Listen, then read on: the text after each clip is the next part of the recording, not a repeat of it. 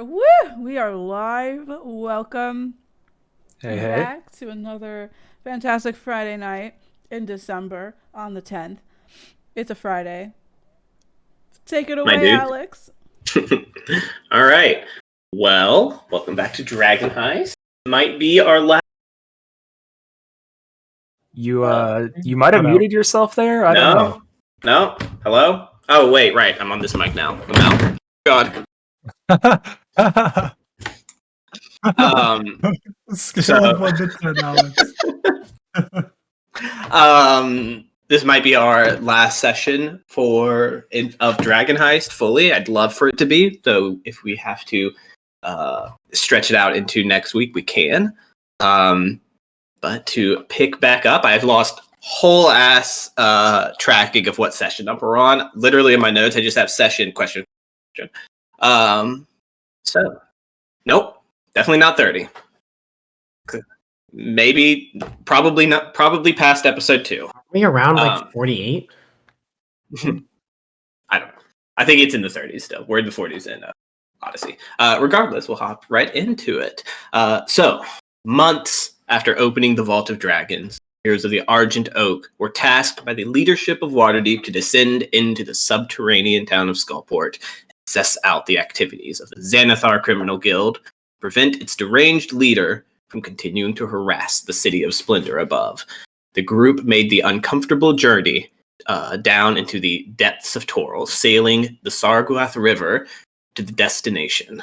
In the claustrophobic, clustered mess of Skullport, the heroes found their way to a spider-like structure among the stalactite forest on the roof of Skullport's cavern, the refuge of House Tannerthal, an abandoned drow outpost. Securing the building and taking its treasures was not without cost. Orin Silvertree was left behind, encased in a glittering ruby prison, as the party looked instead to the drow fighter Penny to help them infiltrate the Xanathar's lair and locate Thorvin Twinbeard, their contact within the organization. Thorvin proposed a plan that would see the lair crumbled by way of explosions and led the group to find Gnarl Zillas, male drow and magical advisor to Xanathar. The group did stumble upon the drow, eliminated his caretaker, Grells, and were swayed by him to a different course of dealing with the Beholder. A direct attack utilizing a specialty poison the drow had brewed that would blind Xanathar and leave him vulnerable. We pick up in the immediate aftermath of that confrontation. Xanathar is dead, as is his Majordomo Amerigo. The dwarf fighter cut Chamista down. Tiefling rogue lies dead on Xanathar's dinner table. In the aftermath of this fight, as recovers and plans their next steps, we cut into the recap here. What was everybody doing? I know Katep said he wanted to cut off a tendril of Xanathar, like as a proof of killing him to take back above. And took all of his rings. Taking off the rings will be a bit of a gruesome process. They're not going to them off, and this hide is pretty thick. It'll take a few minutes to saw through fully. I was shaving the dwarf's beard. No, I was shaving the dwarf's beard for being a fuckwit. Gotcha. Okay. Alua, you were tending to Chamista, I believe. I knew it. I knew you were the bad guys all along. And I will say, when I booted up the server, Penny, you were outside the door. I thought that might have been a mistake, so I pulled you in.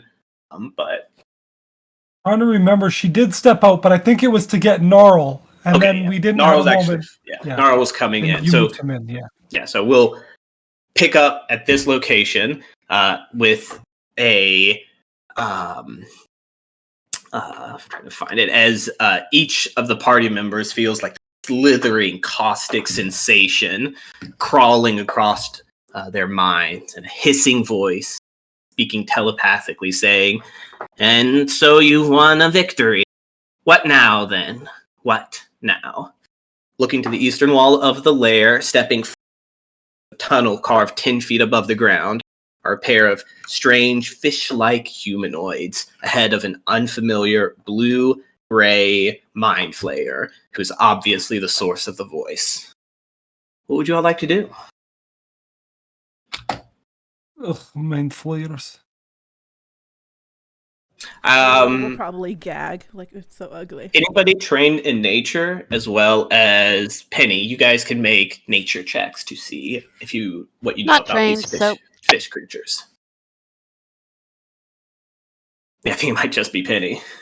Penny, I'll give you advantage because these are Underdark creatures that you definitely know of, but to what extent? Okay. Knows. Let's go nature advantage. Oh, Right. neither. Oh my Yo, god! these- Wait, Wow. I have nature. These. I have Oh nature. yeah. Oh, Yeah. shit. Roll it Oh, then. wow. Did I Yeah, get you have that advantage ranger too? level. I forgot. Penny, you know these are called Kuatoa. Alua, you know that these are Kuatoa. They crazy, and they're notable. They're a race that's known. Like, it's crazy as in like they're actually fucking, like they are mentally unstable. You know that they are like their claim to fame, their claim to notoriety is that they believe in things so passionately, just batshit crazy things that aren't real, that they believe them into. They literally believe their gods into existence. Oh, they're placebos. Alex, you're cutting out a lot. Well, Yeah. I don't know why. Maybe if I talk this way more. Yeah, it sounds better when you are leaning in. Facing this way, sure. They're individually, these creatures are threat. Nope, that happened again. Well, Hmm. boo. Oh, I've had that happen before. I've had And it it was happen a lot. Yeah. No, I'll try Yeah, push to talk. Switch to your mic. Yeah, I'll try that too. Doot doodle doot. Do-do-do-do-do-do. Well, then I guess she'll. Who will she? She'll mind link with Mora, and be like, "That's a blank blank," and they do blank blank, and they believe their gods into blank blank. They're very crazy. Like, no, like. Gotcha. I'm crazy, but they're crazy. Right. I was gonna say for Alua to call something crazy, they're batshit. Got it. How does the group want to address the Mind Flayer? And he shoots the middle finger up. No, I'm just kidding. I'm not going to get everybody into another fight. It's not my place. I think Katep, since he's right by the door that just opened, would kind of It's not a door. There's just this open tunnel leading that way. Gotcha. He'd probably say something like, "Well, I guess that depends on you. Our job here is finished, and considering your boss is dead, I don't think you have a reason to fight us." The voice kind of interrupts mid-sentence there. There's like this note of like disdain as you kind of refer to Xanathar as his boss. This Mind Flayer, again, all of this telepathically. You kind of can't make out a mouth in the tentacle face of this Illithid. Your righteousness has led you down here, indeed, and listen to you commend yourselves and reap your rewards above. You have ruined the plans of extradition, and whether you wanted to or not, are left upon a precipice of conflict.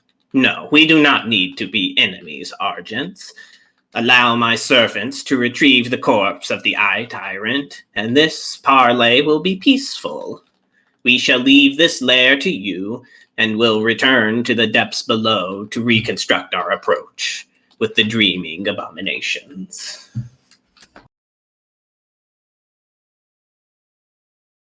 Oh, that's not creepy at all. It's very creepy. Mm-hmm. Sorry, go ahead, Jenny. Yeah. I mean, if anybody glances at Penny for her reaction, she'll kind of give one of those looks like, yeah, why not kind of thing. But yeah. Mora would kind of glance back at Katep and then over.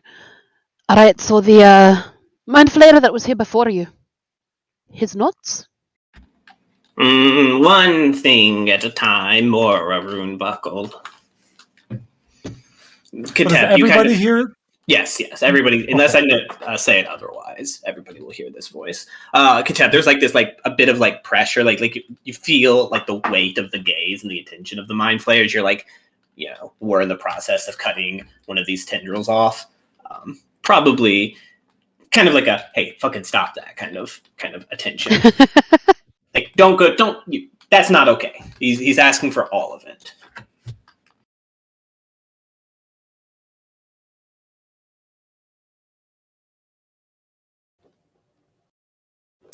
I, the player, am aware that we are pretty tapped on resources, but I'm not sure what Katep would do here. So I might need a second on my end. I have. Let me look. Let me just do real quick because we missed a week, right?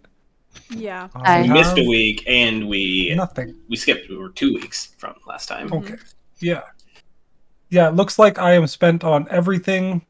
Just about. I have a couple of tricks up my sleeve still. I will say too, the more your all's attention is focused east, you see a few more creatures, you can make out like barely the sight of more creatures down the tunnel, but can't get a good look from your lower angle yet. It's not just these 3 individuals in the tunnel. So Alua will stand up and go over to Katep and just put her hand on his shoulder, look over at Samista's unmoving body, looking at everybody else around, like the blood and the chaos and everything like that, and kind of like just speak out loud. You say one thing at a time, but we should do things also systematically. Seems to be something that you might appreciate. We might appreciate as well. We give you the eyeball creature whole. Oh well, she doesn't know about that the probing thing, so she won't say whole. And what about the notes? One thing at a time, Alua Silvertree. It's a give and take. There's like this like agitated buzz growing in your all's heads. That's fine. She's used to that shit. She's like we've already said. I've already said you can take eyeball guy.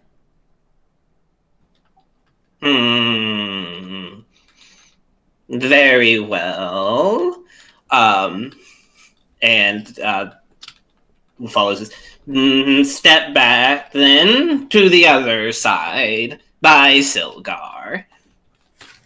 Which one's Silgar? Who is Silgar again? I'm sorry. The fish. That was the player. But thank you for keeping it in character. The fish. She looks over. Is Silgar special? Can we take Silgar with us? Is he going to die? Hopefully. Mora just steps on the dwarf. Seems disinterested. How tall is this? Can she like reach over? Like, no, this is a fucking huge Crush fish his bowl. head. It is like 15 feet tall on a table that's 5 feet tall. It is a massive fucking fishbowl. But the fish is in the other fishbowl. oh yeah, she'll take the fish. Which I just realized was invisible. Or was hidden. It's a little fish splashing around. It's like a cute little fish. Yeah, splashing around. That's an agitated fish. She's gonna take that fish. She'll be like, okay, fine, take the fish. Do you leave Chamista's body there? Absolutely not. She's taking that too. Okay. Well, she'll ask Katep. Katep, can you? Yeah, Katep would grab it. The 2 Kuatoas in the front. One of them has like this weird like staff with like a crab claw at the end, like a grabby claw. But it looks like it's vicious looking. Again, it looks like it could hurt. The other one is unarmed, but you see little like crackles of lightning up and down his forearms. They both hop down and begin to shuffle forward towards the Xanathar. And like begin to like move around and like start pulling it back. 2 more Kuatoa come up from the depths of the tunnel to facilitate this process.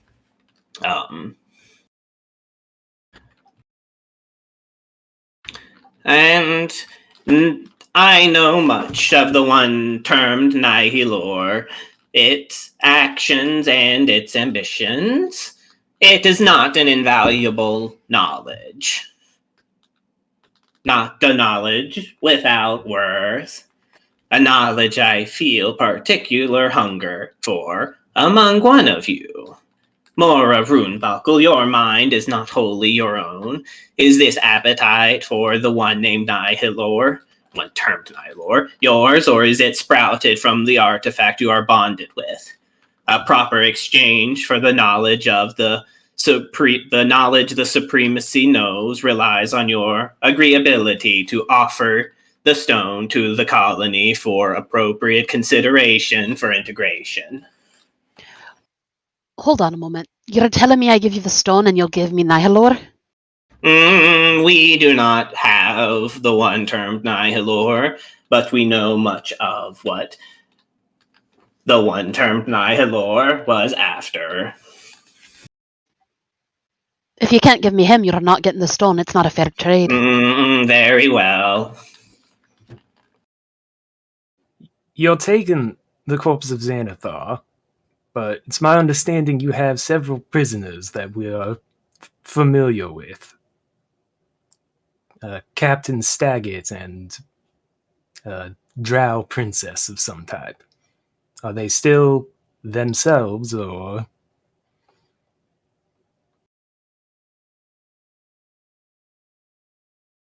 The Kuoto kind of during this whole, they're not even addressing you at this point, looking your way. I would say, just before we get to that, anybody trained in insight can make an insight check for me real quick. This is where I shine. I am awesome. Good. All right. Hey! Yep, sounds right. Penny doesn't give a shit. Everybody but Oh no, I Penny. rolled 13. Or everybody, No, everybody but Alua. I'm sorry. Alua. Everybody but Alua. You're fairly easy can catch on that these Kuoto, they're acting in a unnatural concert with each other. You gather that they're probably being linked in some way to the mind or will of the Mind Flayer. They're just moving too in sync with each other. But the Mind Flayer, which you guys know is named Kazark, from what Gnarl told you all, answers back. The male human who wears the tabard of the City Watch, we know of them as well as others. In exchange for knowledge of their location and a guarantee of their transferal to your safekeeping, you will provide something of worth. Dang, that was a threat. And the princess. We know of them. A female drow. Yes. Artifacts for study. Oh shit, there used to be a whole lot in the mana.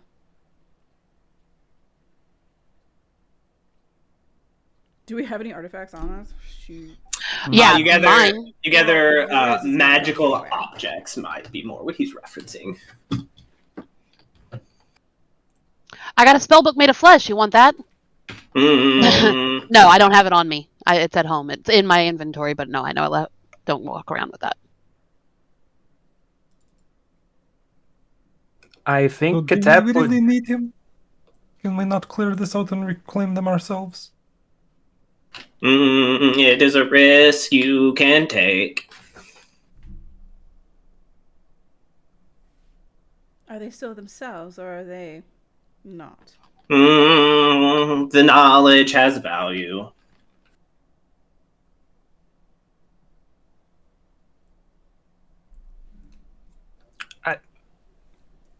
Katep doesn't like this thing, but I think he'd probably take off his cloak of protection. No! That's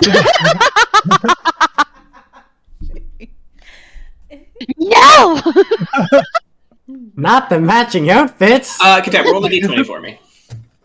Uh-oh. Yay! Feel this like as you kind of begin to take off this cloak, you feel like this kind of stabbing sensation in your mind, and you feel like the kind of buzzing, like you're aware that this creature is like mentally examining the lot of you, and for a moment it tries to pry deeper, but you sense it and rebuff it. It's very polite to go probing into other people's minds. There's just like an agitated buzz. Yeah. I think we take our chances. You take your corpse and leave this place. Very well. And if I see you here again, we will not be on such cordial terms. Your threats are toothless. Toothless. All right.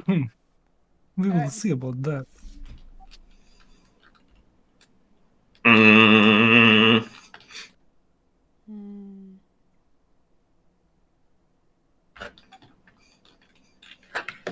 All right. Alua will attempt to, and just like the general within 60 feet mind link, whatever, and be like, you can go now. We will leave at our pace. She'll like walk away with the fish and be like old people and continue forward. Or like away. Okay. Your passive perception's pretty high, right? Yeah. You start to see like some like red mist in the fishbowl. Like the thing you're holding with the fish in it. Take the fish out. The fish is like bleeding from the eyeballs. Ew, creepy. Why? What you do to it?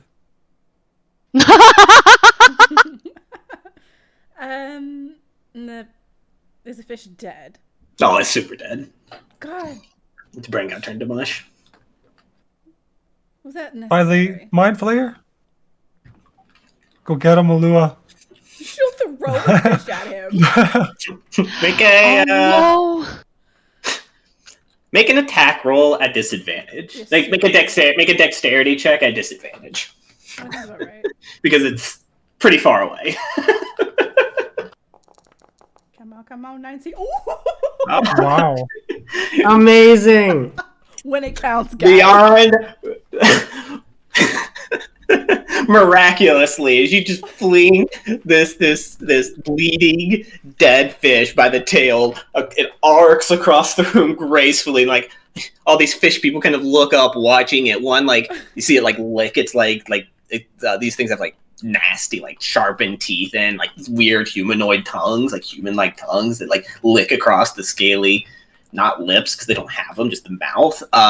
Like tries to lunge for it but misses, and the fish just lands with a right on the face of the elephant. that annoying buzz like doubles. Doesn't care. She doesn't care.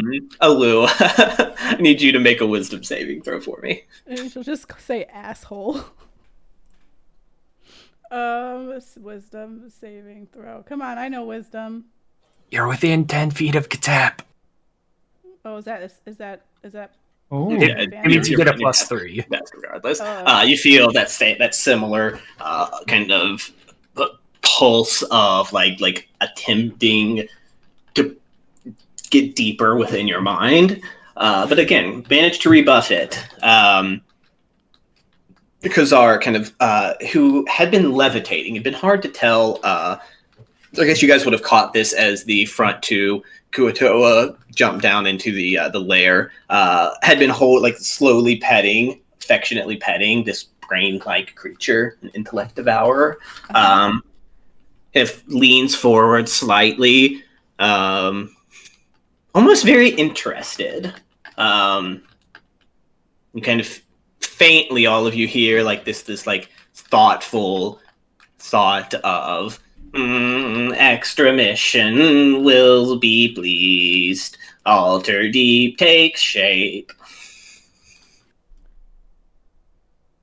What? Can I have that typed, please? Yeah, right. Extra mission is pleased. Alter deep takes shape. Altered. Um, Weird AF. Yeah. No, she just gives him the middle finger since Penny didn't do it. You are trying my patience. She's already walking away. This is the phrase. She's already Mora Runebuckle, we wish you luck. There's like a sarcastic note to the voice. Had enough of people poking at me today. Nice. I think Penny will here. There's one left for today, and she'll toss her flask over to Mora so she can have a drink. But then like immediately turns back to Norl because she's a drow on a mission now. And she kinda stands over him and she's like, take me to the prisoners. We have to take control of the situation now. And she goes to leave like kinda like as if she's done with the party, like we're ready to go our separate ways. We'll speak outside, but I'll take you to the arena. I don't think you want to test that creature. Staggett was kept in preparation or something for it. Which direction? Oh, wait, hold on. Are they speaking in Undercommon or are they speaking in? No, would be speaking in common. Yeah. Okay. Yeah. Well, since Alua is like ahead, she'd probably hear that, turn on her heel, and be like, "Which direction?" To the arena? Didn't Shamista say where he saw Staggett? No, he didn't see Staggett. No. Or no, he Yeah, did he see did, Staggett. Yeah, over- through the bars. Yeah, through the eastern area. Oh, right. Wait, did you? Yeah. Okay. Yeah. Okay. Yep. Let's go. Who's this person up here? Ignore these people. Okay. The audience chamber is actually empty. I meant to hide everybody. But missed one. So you guys are heading to the arena? The chamber that's in the corner, where they kept Captain Staggett and like the prison. That's where you want to go? As you kind of begin to head like straight instead of turning, Norva reaches out to grab your arm. Alua, that's the chambers of the Mind Flayer. We can't be going that way. That's where I thought you said that's where the prisoners were. The arena has its own prisoners. Those incapable of fighting or desirable were sent to the Illithid's domain. Everyone else fought. This is fucked up. Speak plainly, Norl. You know she means Staggett. Where is the captain? With the Mind Flayer. Then we're going to where the Mind Flayer is. You can go. I'll stay behind. Round up the vagabonds and thugs still around this place. I'm not facing that creature. Don't have a death wish. Alua, you'd hear in the back of your mind, do you think I made the right choice? Yes. You should continue on. Deb will just assume that you've got like Chamista's body, like fireman's carrier, however. Yeah, I'll have to set him down if something happens, but Sure. Yeah. So where does the party want to go? Gnarl is warning you. We want Staggett. Okay. So wait, the prison. Give me just a I thought she said that there was a drow in there. There was not. Who else was there? I thought there was another female. There is. in the arena. Yes. There so was you- a drow, but Tremista couldn't make out identifying features, I want to say. or if he was alive or not, really. Oh. He was strapped down to like a table. And it was the he? It was strapped down to the table. Gotcha. Yeah.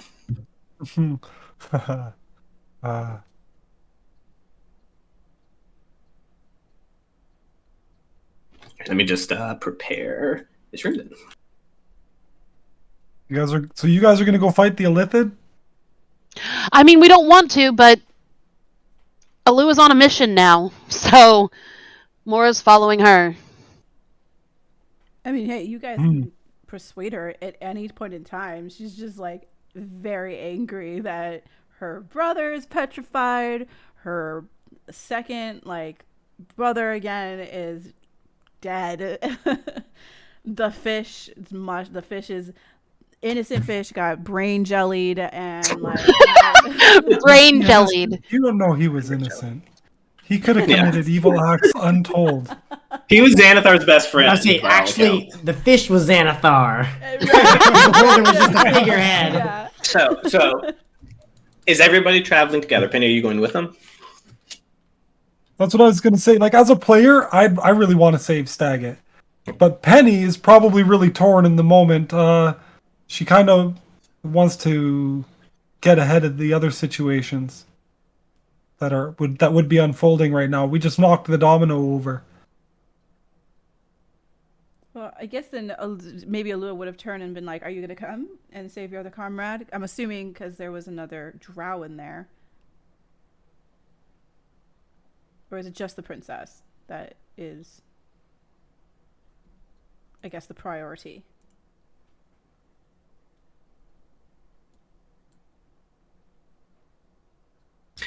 Gnarl does supply. The female of Rendar was taken to the arena. She's already bested a few simple folk. Mergo planned to have him fight the Minotaur. Have her fight the Minotaur next.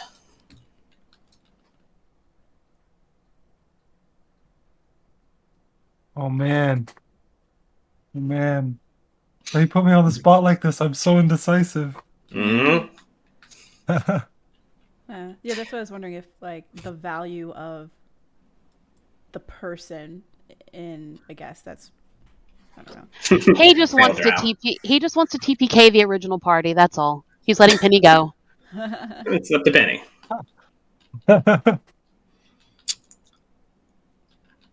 Already took 2 of us out. Wants the other 3.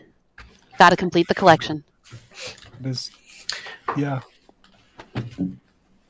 The rest of you all can hear like sorry, shuffling guys. going on in that main compound. It's like the steps of many feet and like opening doors, things like that. No words spoken that you can hear, but commotion. I feel Kateb would bring it up because I am just now thinking of it that, well, if I can get within 60 feet of Staggett, I can try something. I don't know if it would actually detect one of those little brain dog things, but I can sort of tell if something is an aberration on site. Mechanically, I don't know if intellect devourers count as having full cover while inside a meat suit, but They do. Uh, A meat suit. You don't necessarily know that. yeah, Kateb has no idea. He's never actually fought or seen these things in action, I think, so... Darren also now Penny. officially brain dogs. Penny, you going with them or not? I think there will be like a moment where Penny will be like, remember, or no, she'll like, yeah. Mora's got your She'll motion to Mora. flask. She'll motion to Mora, who has her flask, and be like, he was willing to trade, the bastard, right? But then we'll walk off with Gnarl. Okay. We will handle the main group first. I'll pull you guys forward a bit. As you guys get closer towards are you trying to approach stealthily or quickly? Are you kidding? they already know we're here, so might as well just like. Yeah, no. Mora's done with bullshit too. Yeah. It's like we're either Okay. getting him or we're not. Are you going to leave Chamista's body somewhere in this hallway or just keep him with you? Maybe safer to keep them close. Yeah, I'd keep him with me until it looked like something was about to happen. Yeah. I'll just have you guys have you grounded this corner. Right? It's like Yeah, see, guys you leave tuck him alone into for that 2 minutes, corner come right back, here. and he's back alive. He's back alive, and where's that intellect devourer? Yeah. Where Nora's pointing, I think, is probably a good place to put Samista's body. That's fine. I'm not gonna. I won't worry about moving. Right, yeah. Okay. But he is there. So you guys are around the corner to see kind of a bit of commotion going on in this wing. What looks to be like this, like they're fixing to leave ship. As you guys get there, go ahead and just everybody make a perception check for me. We'll go off that. 3 of you. Ooh. Perception. I rolled the 4. More, you are just naturally drawn to the mind flayer. These creatures of such strange origin. Like Not nobody even would that. I'm know. wondering if I should have handed over the fucking focus. stone for the notes. I focused on for the moment. The rest of the two others, you notice, both of you notice in a quick sweep to the south, a Kuatoa is stabbing a like long one of those long pincer staffs into the body of somebody strapped to a table in the southeast corner of the room.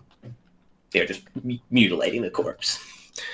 To the east, you notice this room with like an eerie glow to it. The door has been pushed open, and you can kind of make out some like large like cauldron or pot of some sort that seems like that has this like just iridescent green glow coming out of it. You can't see what's inside, just the glow coming out of it. To the north, through the bars of this door, you see a Kuatoa dragging a very like hurt and disoriented but conscious Captain Staggett forward. The group is noticed. Kuatoa turned to face you all, weapons readying. Like all is one, right? Like it's a just solid motion. That's unsettling. Again, reinforcing this like, oh yeah, they're fucking the mind flayers controlling them. Kazark turns to look to you all, and you feel his attention in your minds instantaneously. Reconsidering the offer. No. We came here for Staggett. The terms were set. You chose to reject them.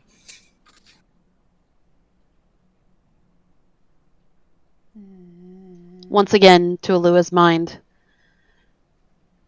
are the notes and Captain Staggett worth the stone?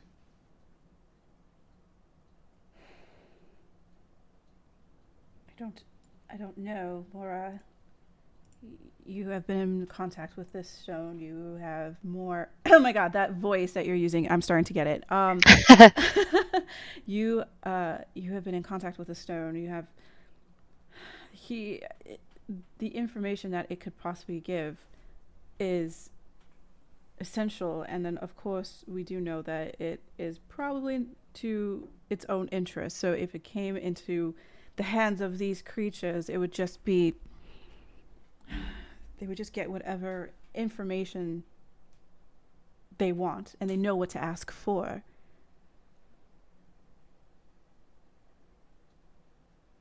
DM.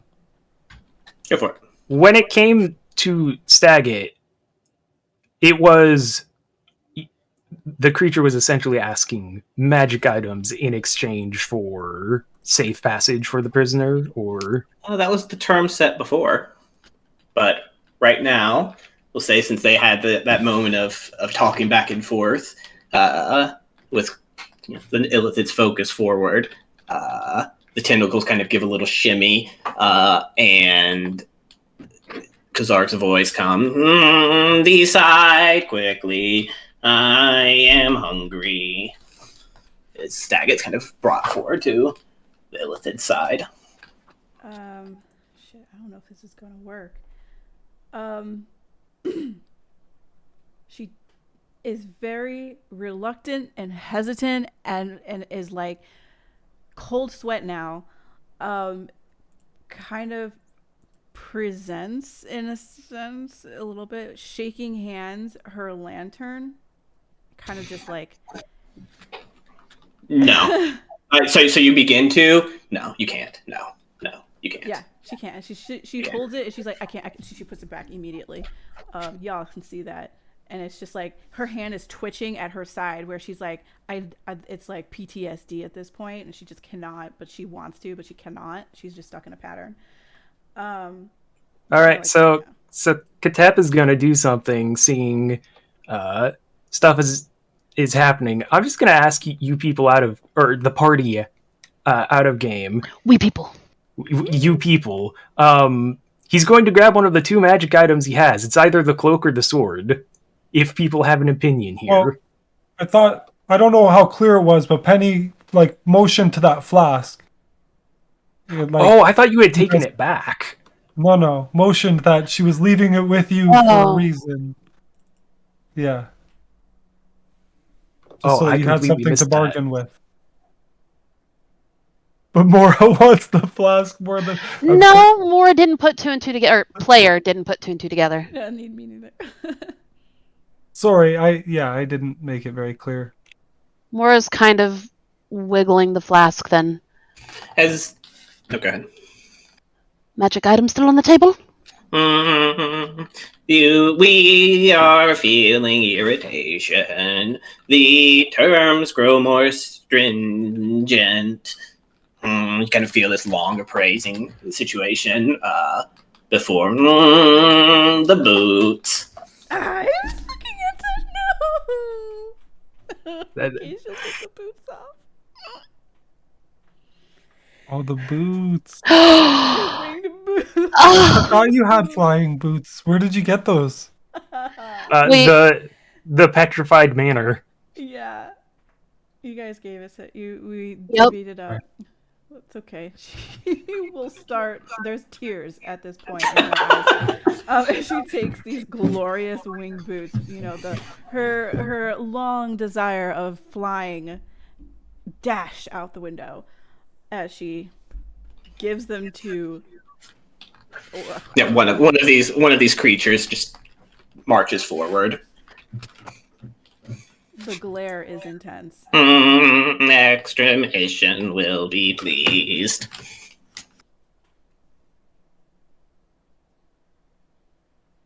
Alright, and you hand the boots over? Yeah. Once the boots... That's fine. You can delete them. Okay. He doesn't actually need them. Once you do so, however, once the boots are in, like, have touched this Kuotoa's hand, like their hands are really weird. Like they're these little, like, 5 foot tall, very squat and, like, you know, square fishy people, but their limbs are, like, unnaturally spindly and long, and, like, their fingers are very narrow and, like tipped with little claws. They're weird. And they don't speak. Don't really blink all that much either. But once you do so, the Kuotoa holding Captain Staggett begins to move forward. Staggett's just like he's out of it, like he's dazed and like you know he's been through the ringer. But Staggett is pushed forward. Is he whole? He's definitely seen. I mean, you don't know that. He's alive though, and he's like blinking. Oh God, I need a drink. Oh God. Lewis just gonna look. He like needs somebody to like help him out. Like Yeah. he can't really stand that well on his own right now. I don't know how I got one, but I have a potion of healing in my bag.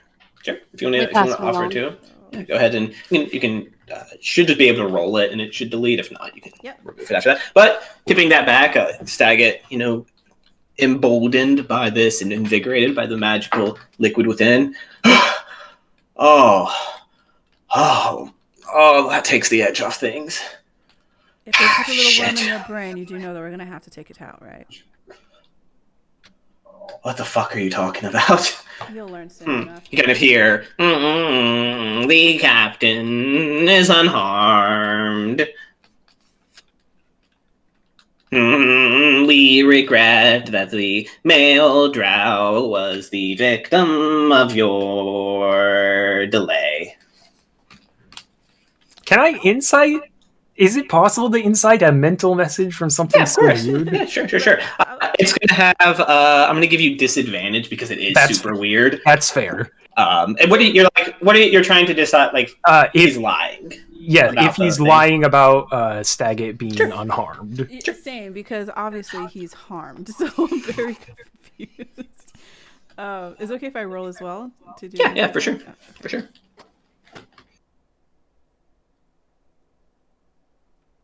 Would it also be disadvantage or not? Because she's. You know what? One second. Okay. Your favorite enemy is aberrations, right? Yeah. I'll say no, straight roll then. Because these are very aberrant. So you know a little bit about mind flayers.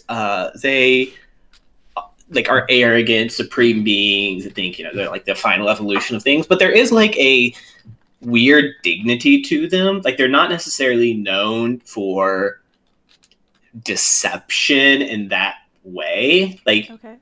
Like they're intellectual creatures. They're like they're above like the base lying unless like there's a point. And kind of piecing things together now that like he knows what intellect devourers are. He knows there's gonna be like, like there's no reason to lie. You kind of get the sense, I mean, you'll probably want to double check it, which you guys have the means to do. But yeah, I mean, you think you can probably trust this creature. Like it wouldn't lie. Because yeah, there's like a sense of like, what's the point? Even with what it like claiming that it knows things about Nihilor, probably, and the way it's talking about Nihilor, especially with that role, you kind of get this like flavor of distaste whenever it talks about Nihilor. Like it doesn't like Nihilor. They're not friends. You're not sure what's up with that, but especially given that that mind flayers tend to be like linked together somehow, for one to not like another one that's like against what you've heard about them. Like there's something weird here. But beyond that, you can't tell. Okay. Yeah, with that knowledge and all that good stuff, she'll nod and be like, all right. Well. At this point, Saget can stand on his own. He's still like out of it a bit. Like he's been through a lot since he's been captured by the Xanthar. He can stand on his own. Thank you. Come on, we need to get you out of here. And Keep your hand on my shoulder. I'll get you out of here. Come on. Being leading the way. Mora, as you are going to leave, you do hear Golor's voice in your head, and it's like this running from knowledge again, Nevermore. We'll have to talk about this. Like, irritated at you. I'm not certain what knowledge you think I'm running from. And Mora out loud is saying this as she's walking off. Afraid of the truth, I think. You'll never get to the bottom of this symbol if you're a coward. It's not that I'm afraid of the truth. I'm not putting you in the hands of some it. And kind of realize they could still be in her head and keep walking on. Make a persuasion check for me real quick. This is a very arrogant creature that thinks it's helping you. Yeah. You're not in charge of it. I'm going to say the DC's a 15. Yeah, no. That's an 11. Okay. Give me a quick second. Let me just double check the... -1 modifier. To that persuasion check. Yeah. Jazz hands.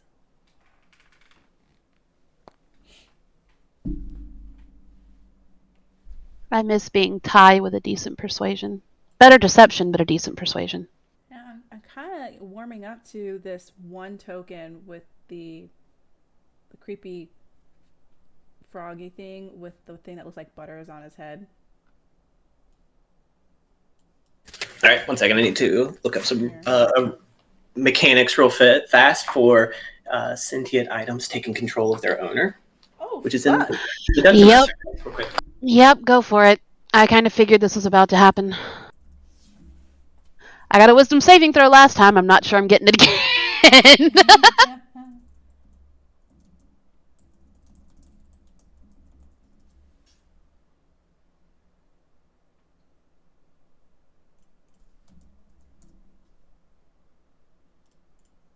Ooh. Why am I trying to look in the book? I'll just look it up online.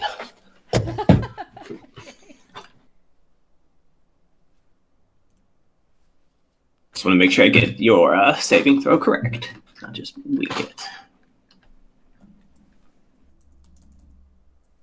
If a sentient item attempts to take control of its must make a charisma save. Okay. No, not crit. Fuck off. Okay, does it say with the DC? Yeah, with a DC equal to 12 plus the item's charisma modifier. Okay, so I need a charisma saving throw. The DC is 6. 12 plus 16. Great. Are you within 10 feet of Katep? Does this count? You are. I Yeah. am.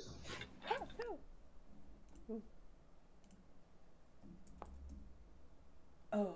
Nope. Nope. All right. So, you guys are turning to leave. Captain Staggett secured and healthy. Like he's not so badly hurt that he can't walk now. He's kind of reinvigorated from the potion. Mora suddenly kind of stiffens up a bit. Says, "Maybe I'll make that trade." And turns as if to return to the room. Oh, Lua frickin' tackles the bitch. What the fuck? Do you want to stop her? Yes. She'll be like, no. Wait, well, first off, when she says that, does she have like a blank look on her face? Like, does she look like Mora? Like, what? Make an insight check. Super confused because. Make an insight check. More, make a deception check. Okay, Hey, deception. I'm just as bad at this as I am as persuasion. will she get advantage because she knows Mara because she's her best friend? Hey! Yep, cool. That's where I roll good. Yep, all right. I didn't hear what you said. Was that a no? No. Thank Yeah. God. There's something in her eye. Like, this isn't Mora. Mora's not one to self-doubt herself, and there's just kind of something in her eye as she turns. Can she? Okay, I want quick as lightning, super epic, hand against throat, pushed up against the wall, and be like, you give me my friend back. Please.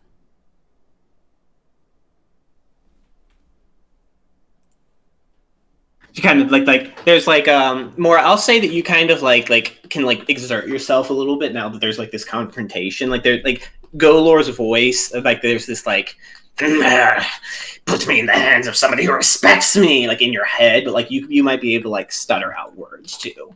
You don't necessarily have control of yourself, but you can respond.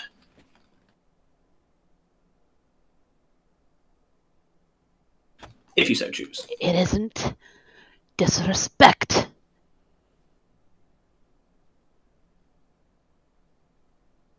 You merely caught me while I was busy. A real scholar wouldn't run from information. How much do you know about this symbol? Nothing. This is an opportunity. Maybe we'll make a deal. Navamora, give me to the Illithid. And there won't be consequences when I leave. Mora or Katep, Alua, what are you guys doing? Well, is he speaking in her head? Yes, speaking just in Mora's head. Yes. Actually, you know what? No, for funsies, let's have that be Mora's voice also, but like this like deeper growl to it, like distinctly not her. Poor Captain Real Staggett. situation. Yeah, I'm arguing with myself. Yeah. Yeah, Oh, one doesn't precious have is an accent. mine. We'll never give up Yeah, precious. right. One, yeah, exactly.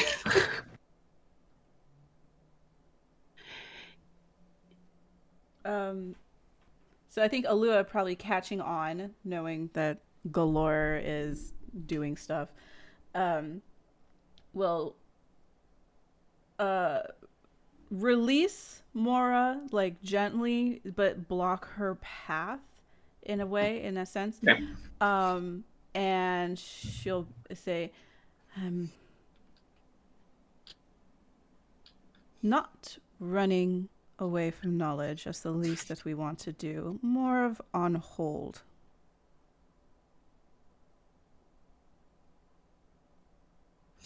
Why give all our cards when we can stack them? Or do you want to respond to Galore's deal?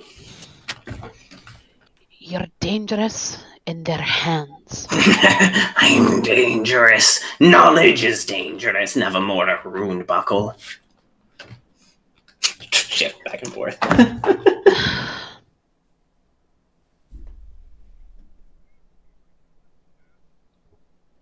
I can't give you to him.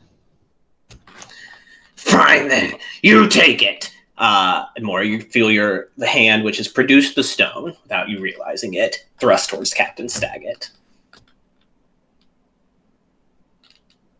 Can Alua catch it since she's right there?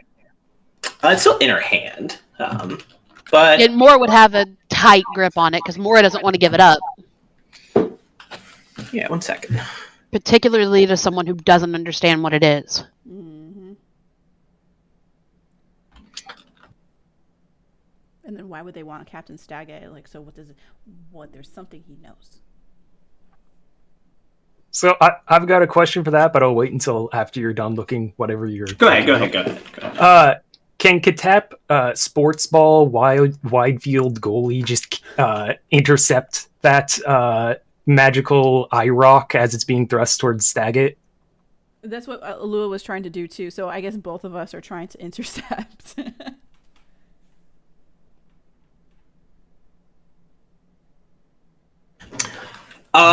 Yes, you can. I'm not gonna more. I'm playing this off that more. You still retain some attempts at control, especially with your friends here. You can kind of help direct it to one of them too. But there's this you can't resist the motions entirely. You feel like you have to give this stone to someone else right now. Having watched Alua battle with her own curse, it's going to be thrust towards Katep. Smart. Not that she knows it's a curse, but watch her battle with herself to give something else up. It's like, I'm not putting something else on that, and push it at Katep. You guys suspect, you guys know there's some sort of curse. You guys had well, right. Yeah, I think also if Katep is also making that motion, I think she would also prefer Katep to actually take that for different reasons, but basically yes. Okay. Katep, you the stone is thrust in your hands, and more you release it and kind of stumble back. The Galor's voice and influence is gone in the moment your hand leaves. Are you okay? I'm not certain for how long. Katep awesome. Okay, let's run. Time to run. Run. Let's go. We gotta go now. I've always known you someone who values your companion's health. I'm a danger, Katep. You shouldn't keep me. There's a chance that you'll learn something about the symbols of power. Be smart. Meanwhile, I must ask you to leave if you do not wish to parlay for information. Two voices in your head at the same time, Katep. Have fun. The last one to all of you. Well, yeah. Get the fuck out of my brain. We're leaving as Katep has to bend over to pick up Trimista again. Yeah, kind of Galore growls, but fades. All right, let's go. Quickly. All right. Meanwhile, up at the arena. You just hear little slap, with little feet on the floor because she's barefoot.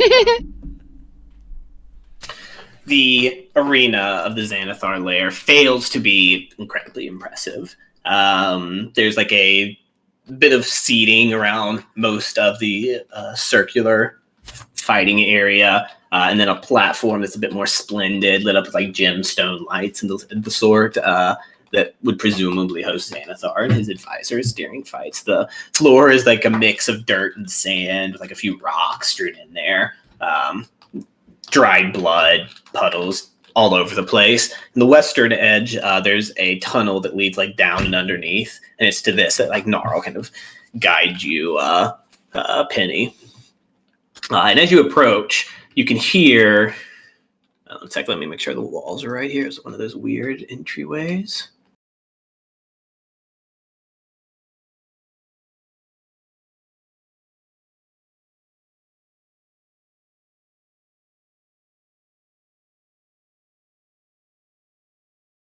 Oh god, I just opened and closed the door way too many times. I sure did. you hear an unfamiliar voice kind of shouting out, "Hey, come on! Where do you all run off to? Samara will remember this." Then another voice, "Hey, shut up, bitch! Oh, you're saying that because we're locked apart." You can head into the cell area if you'd like to, Penny. You said Samara, right? That was, yes, Samara was the female voice. Yeah. Penny kind of has like a grin as she walks through the door. Oh.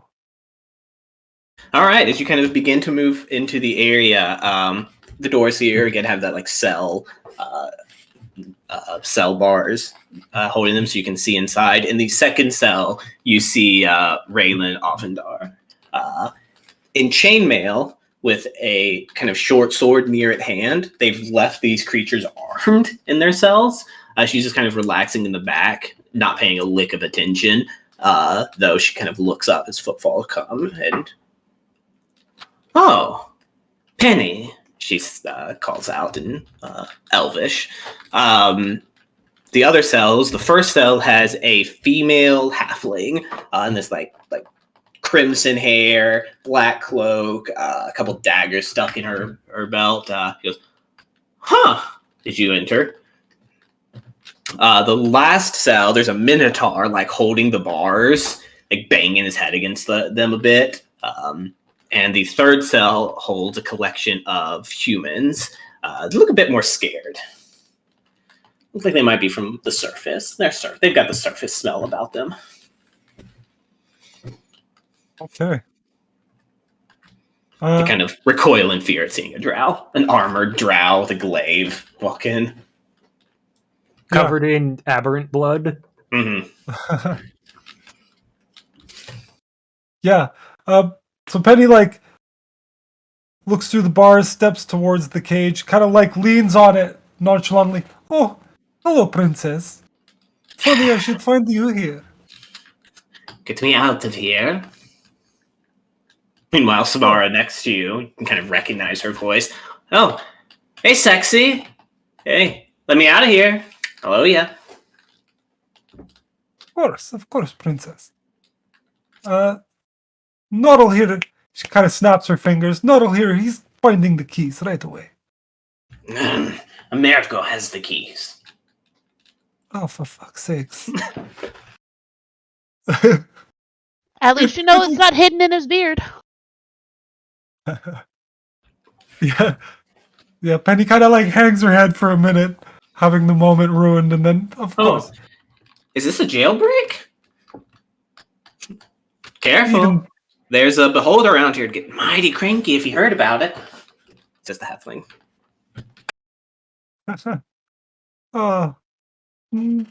Even better than the jailbreak. It's a power shift. The beholder is dead. We are taking over, princess. You and me. I need you by my side. Is this to Raylan or to Samara? Samara, that's the drow, Yeah. right? No, Samara's the halfling. Oh. The drow. Sorry, yeah. Okay. Yeah, Raylan's by and large been unamused by your entryway and even your antics. She just kind of scowls. "Let me out of here now. I need to return to my sister and give her the report. At least you're more useful than that male. Probably got himself killed." Unfortunately, I think so. This one here, he's been pretty helpful. I think I'll keep him around. As she, like, turns to Gnarl and pats his shoulder. I'll take a minute to give you guys names. Nah, I don't know if you can see it. Fuck, I've just... Sure. And Gnarl kind of recoils a bit. He doesn't let you touch him carefully. And he turns to, kind of seizes your attention and leans in. You know, Penny," Gnarl says, "I've been watching you, keeping an eye on how you interact with those sun-touched adventurers. Even though you're dressed up like the good little soldier of Lowell's, and he shoots Raylan like this nasty look, you don't have the spider bitch's stench seeping through your words and actions like these women of Menzo Baranzan do. You're not devoted to the Weaver, are you? The Weaver's another name for the Spider Queen. You should let this one, ignore this one, let her rot for all I care. You've got a better future ahead of you. Power shift indeed. Is equals, Penny. Raylan kind of snorts. What's this then? Penny, yeah. Penny listens. She humors him, but she kind of chuckles. As equals. Unfortunately, you were born with the wrong equipment to be my equal. That's not how things work around here. You're right. I know how things work around here. And in like a flash, her halberd blade comes up towards Gnarl. And she goes, the strong ones rule the weak ones. Who's the strong one, Gnarl? Can I make an intimidation check as she like leans over, presses over him? Yeah, sure. Go for it.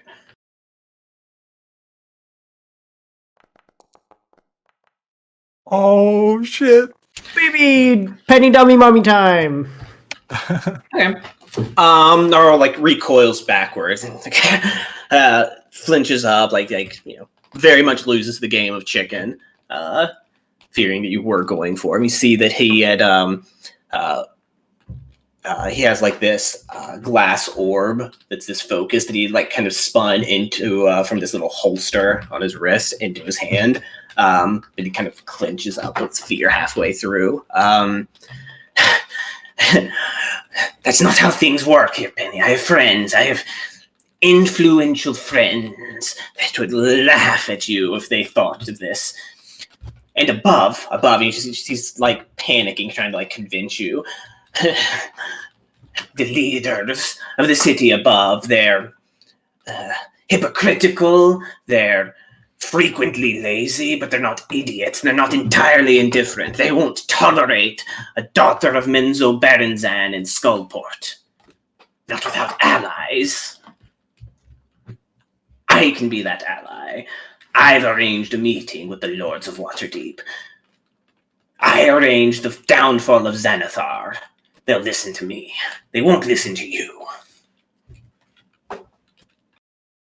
She gives a smile, looks over her shoulder at the princess as Penny's halberd settles away. She goes, see, I told you he was very useful. He's like irritated and like breathing heavily. Yeah. Yeah, Penny's kind of a bitch. It's equals, I say. I'll deal with the surface folk. I've walked among them. Terrible as it was, but down here in the darkness, there's a different language. Language you know. Merciless and might. They still speak that in Skullport. Equals, Penny. He reiterates. Yeah. So she like shoulders her halberd and puts her hand out. She goes, yes. Equals. There's that vague sense of air quotes around equals. Oh yeah, you definitely get the sense like this guy, he doesn't have that charisma, that like confidence. Like maybe it's that thing where it's like, yeah, you tell him you're equals, but you're pretty sure you could fucking boss him around easy peasy. He doesn't have the cojones to deal with, the people of the streets, so to say. Yeah.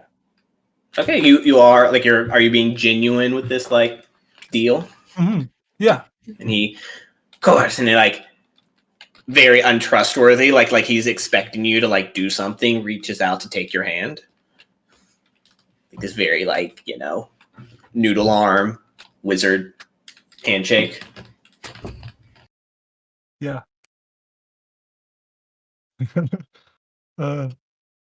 Yeah, so she shakes his hand for sure. Raylan's and then like, what is this? A third Traitor to your house, are you? Teresa will see you buried beneath a wave of spiders. I like a third hand like pats Gnarl's shoulder as they're shaking, and it's like her shadow behind him. But Oh. Penny gives him like, why don't you go get a handle on those leaders as fast as you can while I deal with this one here for a moment? What's your passive perception, Penny? Oh, wait, no, I had that right here. What is my passive perception? 12. Good to know. Awesome. Yeah. Not a good look to make enemies your first day, Gnarl says, and then he leaves.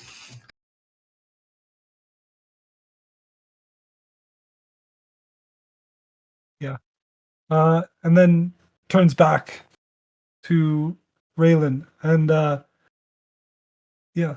I have completed my mission successfully. Your And, mission parameters have changed. Return me to my sister. Of course. I wouldn't imagine of keeping you hostage or anything quite so silly. No. In fact, I think we could do even better. I return you to your sister, and we open long-term trade agreement negotiations. I Don't protect your interests in negotiate. Skullport. You know, like this drough's still fairly long. Like she's still a child, like a teenager in elf standards. But she's trying to like hold herself up with like self-importance. She kind of sneers a little bit, but doesn't say anything. Always liked you, princess. You're intrepid, not like your sister. Anyway, that's besides the point. Her eyes kind of narrow, like finding an insult there, like trying to find read an insult that you don't mean, but she seems to be kind of taking one. But yeah. Okay.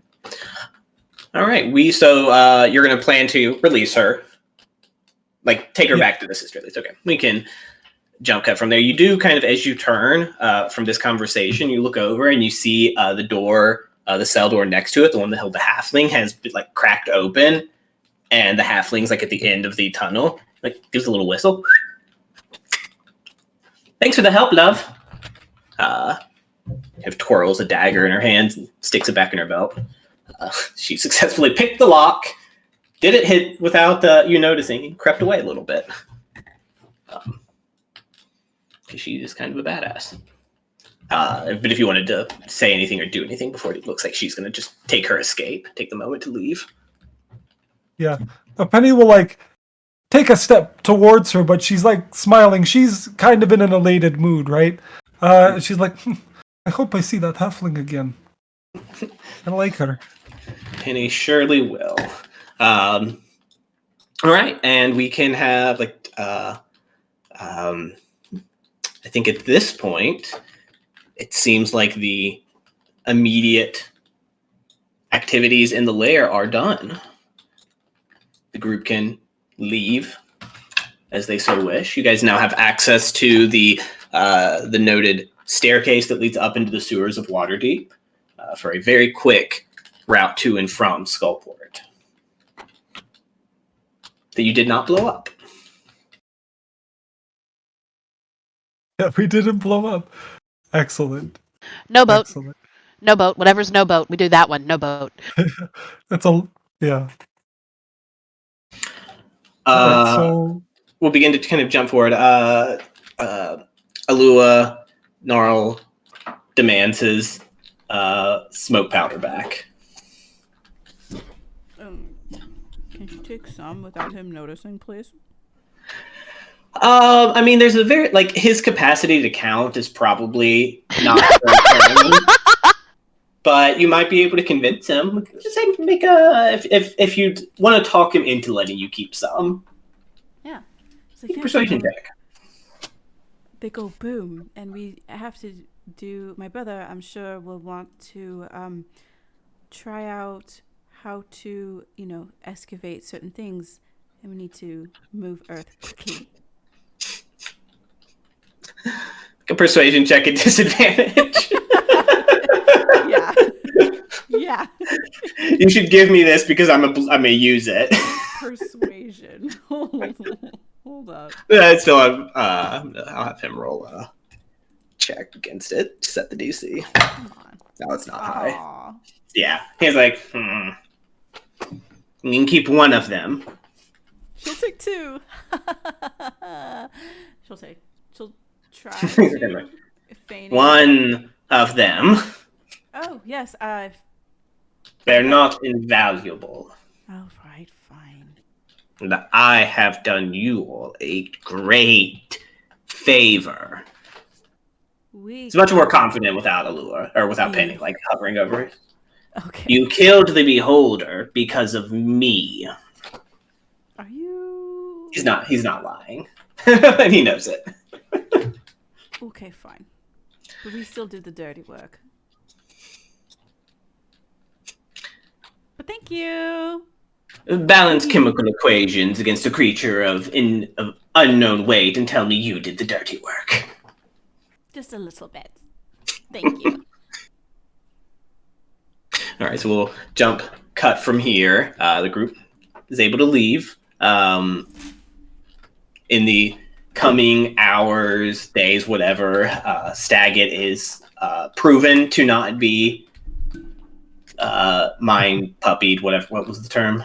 Mind puppied? Mind dog. Yeah, there you go. Doesn't have a mind dog in his brain. Does not have a mind dog in his brain. Intellect pogoed.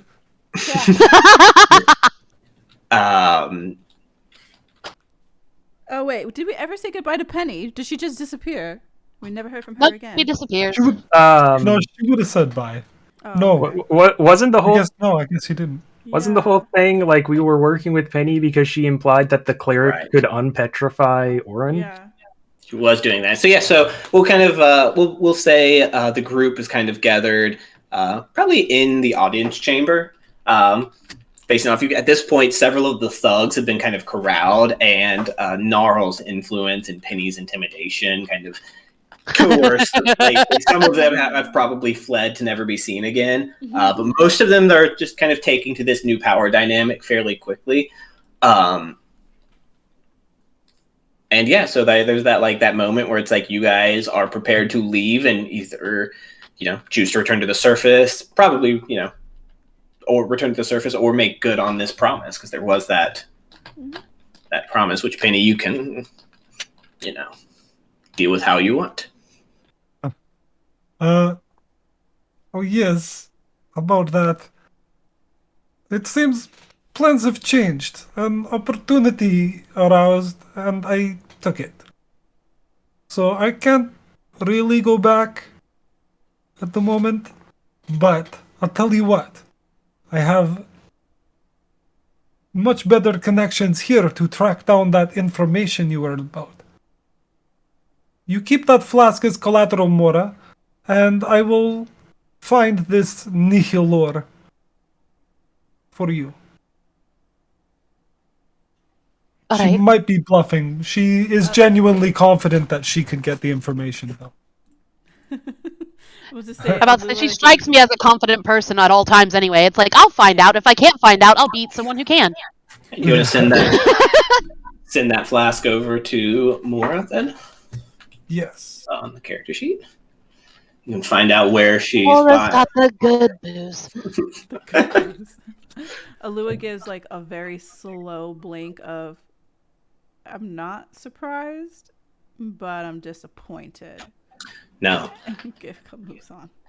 I will kind of to take the sting off that. With the route you guys do have, you can probably get up and down without involving Drow. And you guys have the resources certainly to see these problems solved at this point, especially now that you have secured the lair to be friendly to you at least. Yeah, Katep would probably say something along the lines of, we may be making a trip back here to get our friend from the manor, but otherwise, it looks like you have the run of the place, and I don't think we have many plans to come back here often unless it's necessary, so... Perfect. And yeah, Moore would have probably looked at Alua with the mention of the cleric and gone, just don't remember they didn't want to come down here very often because Xanathar made it difficult. We dealt with that problem. We can come down here and grab your brother at any time. Sooner than later, that'd be fantastic. Stag is just like, I don't like any of this. This is fucked up. I mean, yeah, of course y'all do what you need to do, but this is fucked up. Why I'll did be they take talking- you anyway? Because they're little shits. Well, they want information, and so They want Well, resources. They were gonna put a brain worm in me, you said. I was going to say, think of it, Alua. Yeah, yeah. they would have someone on a force that they could control and manipulate. They'd God, I hope I don't have. How would I know if I have a brain worm in my head? I think some of the clerics and mages back up top can confirm. And Oh, I could figure it out right now, but I'm not Okay, sure we want to lug hey, another body in the other case. Hey, tone it down, lady. Tone it down. What do you mean tone it down? I can figure it out right now. Hey. We're good. We're good. Remember, I knew y'all before you were famous. I heard if you get blackout drunk, the brainworm will come out. All right, now that's just a factual lie, but I'll put it to the test. All right. It was nice meeting you, Penny. Sorry for being a bit of a crabapple. Penny gives a little salute. All right, and we'll leave Penny, Skullport Penny, down here to make her own legend as the fucking buff, tall drow bitch. That now runs the joint. undermine. Aye. I think definitely Alua would put her in her phone book for her. Just Sure. like, you want to Sure. come for? Do you want to come for winter solstice dinner? Or something? Keep relations healthy. All right. Well, moving forward, with this access, at least for the immediate future, in sometime in the near future, the Lords of Waterdeep will seal this stairwell. They don't want a back roads to Skullport. That's for the future. You guys are able to see Jamista revived without incident. The kind of coming days as he is brought back, you guys will assist him and observe your tiefling friend. As you know, the weakening that you saw with Katep will maybe be a bit more pronounced, given Jamista doesn't have as much to work with. Rude. What? Well, I mean, he's a bit of a noodle. He's going to be way more of a noodle. You guys will also watch for the signs that are well established, where spirits that come back sometimes don't come back quite right. But Jamista will exhibit none of those traits, none of those worrying changes. Adventurers are sturdier than the common folk, more resilient to a quick trip to the fugue plane. Do you guys want to play out the resurrection scene or just kind of pass it over? I think what I can say is that I think upon being revived, Chamista actually stays in. You can tell he's been revived, but he stays in a sort of coma that I guess might begin to shock you, and then realize it's just like very intense meditation. Perhaps some consulting some clerics or elven compatriots, you might understand it's just a very powerful meditation. And for flavor, Chamista is doing very heavy introspection and is doing a lot of battling with the quote demons inside of him. Pun perhaps not intended. But those voices that Chamisa's hearing, you hear him mutter every once in a while in a voice that's unfamiliar to you. So you presume he's battling with something in a meditation. And eventually, upon leaving this coma-like meditation, is grateful and happy to see you. Okay. You will definitely awaken to teary eyes. You'll be like treated as if you have all the luxuries in the world, so much bacon and potatoes. Don't let Alua in my room with food. I can no longer stand it. If somebody wants to mark off the 500 gold for that raised debt, Got it. and then 100 gold for greater restoration that's about to happen. As by the time you guys return to Orin Silvertree, which I mean is quick, it's like the same day, right? Like it's you're not Oh yeah, delaying we would have. the shit. Yeah, no, we would have gone up and been like, we got to get him out. So We'll unpetrify him later, but get him out. less than 24 hours have passed, but heavy cobwebs have begun to form on Orin's ruby exterior. You don't see any spiders within the Tannerthal refuge, so the presence of these webs is a bit chilling, and you can't help but harbor a suspicion that the building still holds some attention from the Lady of Spiders herself. But the restoration is successful. The cleric that is brought invokes a prayer, and the ruby coating just begins to just crumble away in large chunks at a time, kind of turning to this red dust that is vanished entirely by the time it's like reached the ground. It's not leaving rubies behind, unfortunately. No free money, Well, dang. damn. Loophole, damn it. And Orin, you are restored to awareness in the middle of a coughing fit as you're like regurgitating fistfuls of like fine red dust that's disappearing. There's like this coppery aftertaste in your mouth. It's going to take like several days to fully leave. I also want you to make a charisma saving throw without Ketep's bonus. Ooh.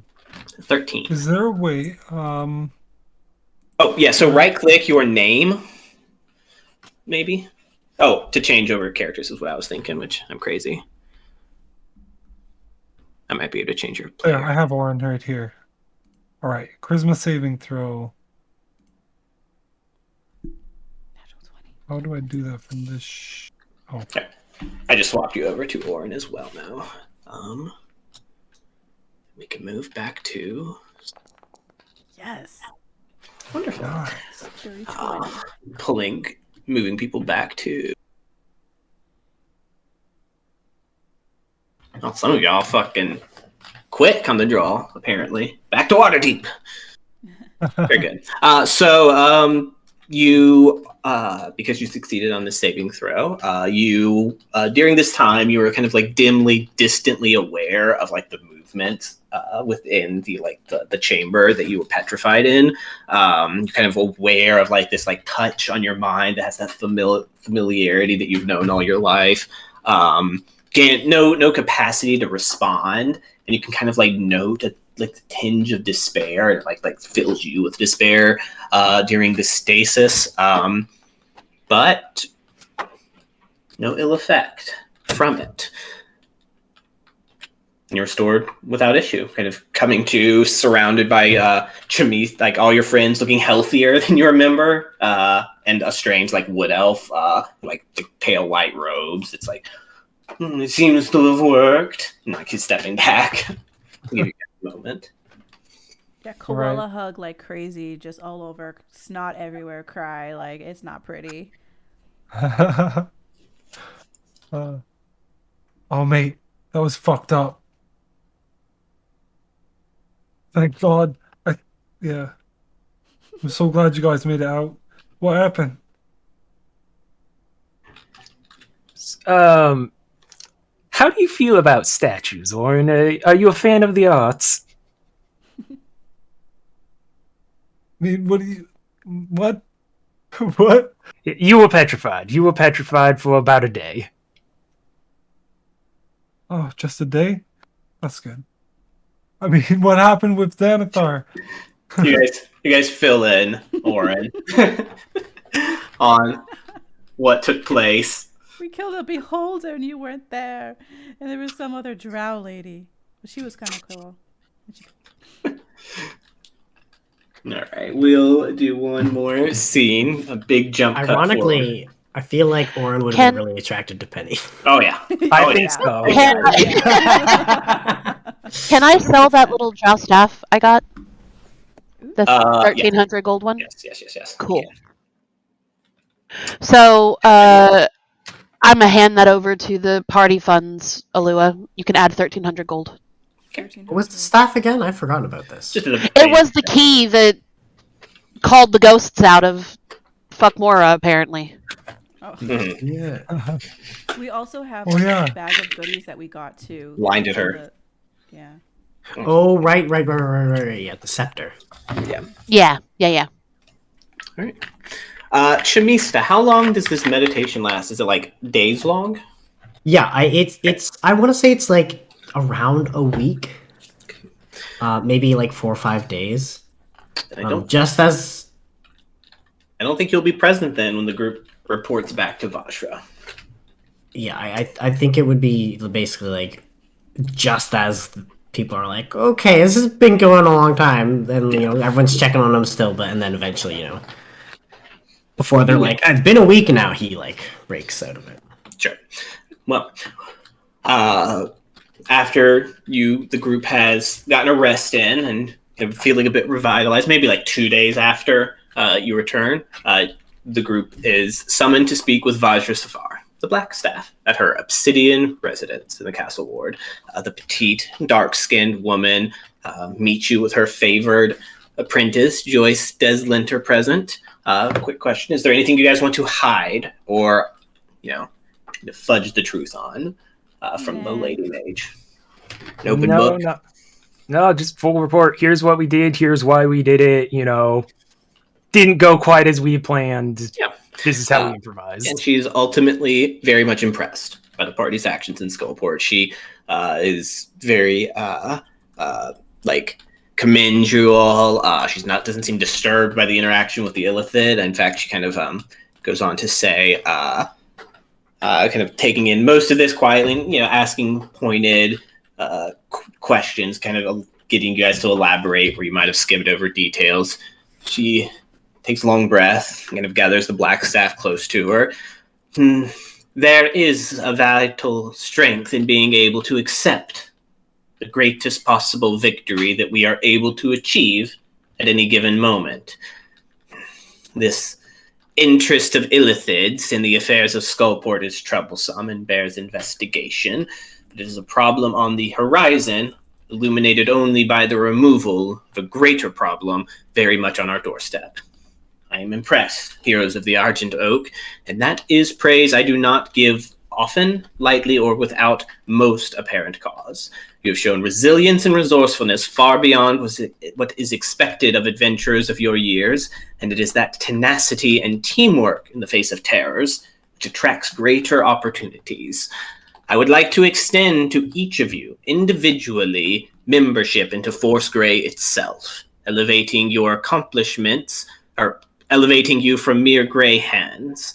This is an acknowledgement of your accomplishments and an effort to see the promise of your potential reach its full bloom. The terms of your membership would not change, merely the breadth of opportunities you will be given and the collaboration of fellow members of Force Grey will broaden your horizons. You can all continue to pursue your own interests and live your own independent lives, but will be called on to solve the greatest threats that the City of Splendor, and by extension, all the civilized folk of Farron and beyond, might face during your adventuring days. You have time to think about it. If you need it, this is an invitation that is left open until it isn't open anymore. But I would be most delighted to hear that any of you here now today would pledge to answer the call of the city that has opened itself to you. So, what's it to be? Absolutely.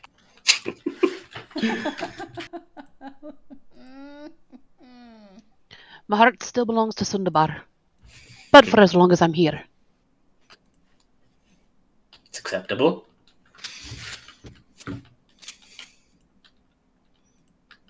So, Silvertree, you're quiet.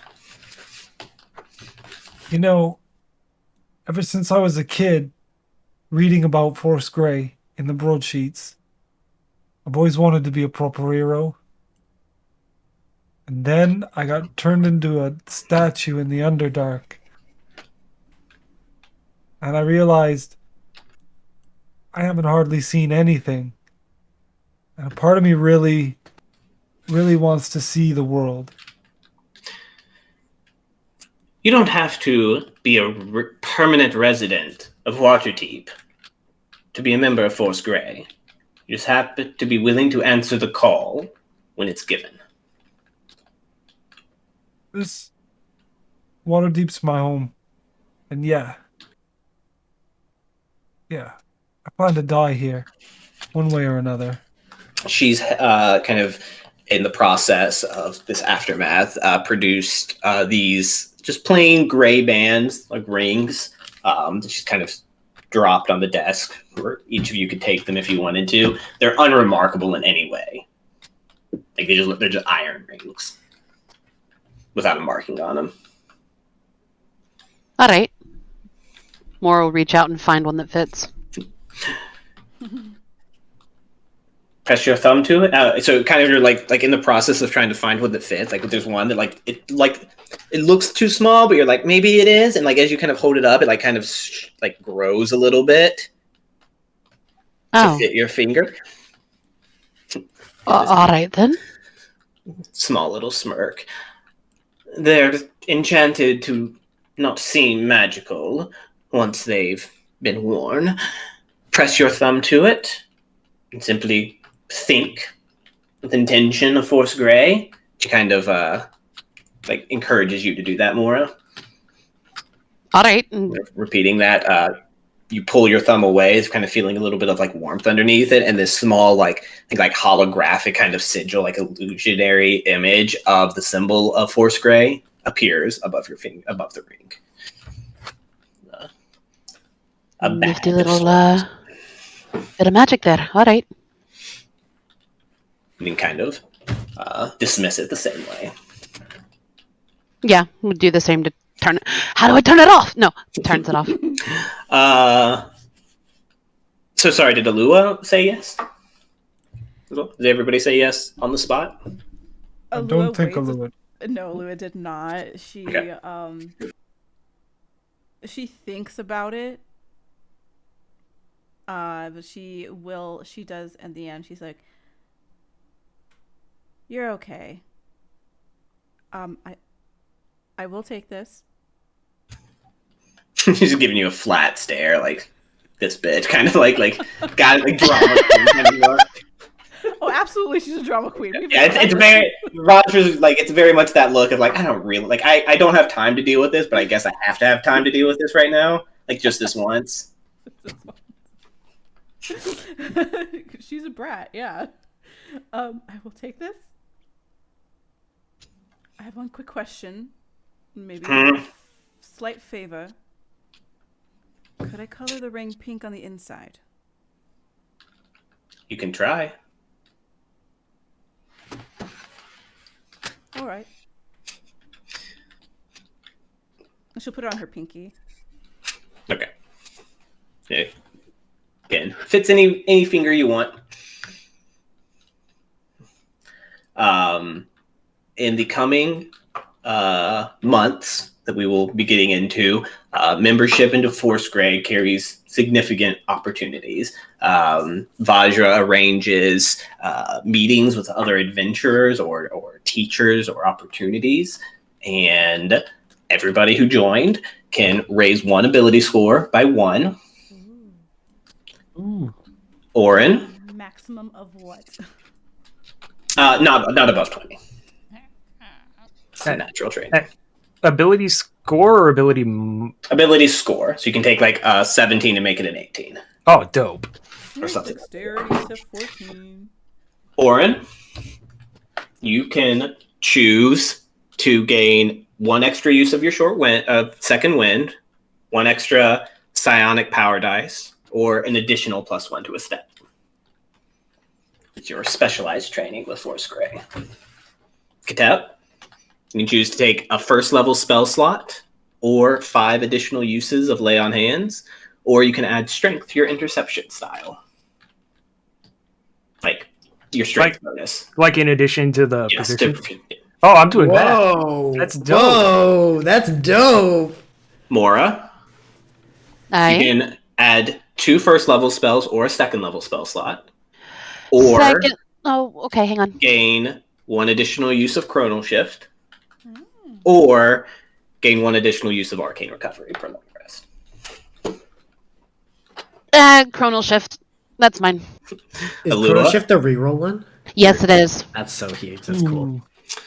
Alua, you can add 2 first level spell slots or a second level spell slot, or 1 meta magic use, or 1 meta magic option. Aren't meta magic? Can you limit meta magic Ooh. uses? Or are they Yeah, so you're limited by your Option. level. You have meta Yeah. sorcery points. One additional sorcery point. That's what I meant. Or two additional sorcery points. I'm sorry. Oh, okay. She'll take an option. Oh, I Okay. will take an option. You guys can figure that out as we go on to break. Hey! All right. Go. Out of curiosity, Shamista, do you join Force Grey? I think he would. Yes, I think Chimista would join Forest Grey because it'll better connect him, and like it's a Waterdeep's his home. Waterdeep is home, and also like he knows it puts him and whatever his future looks like in the best. Like it gives him friends and allies that he will hopefully never have to give his lineage a shortage of. For sure. Okay. Well, we'll go ahead and hit break and be back. We'll be back at midnight Eastern. All right. Which is 11. 12 CST minutes. time. Okay. See you guys. BRB.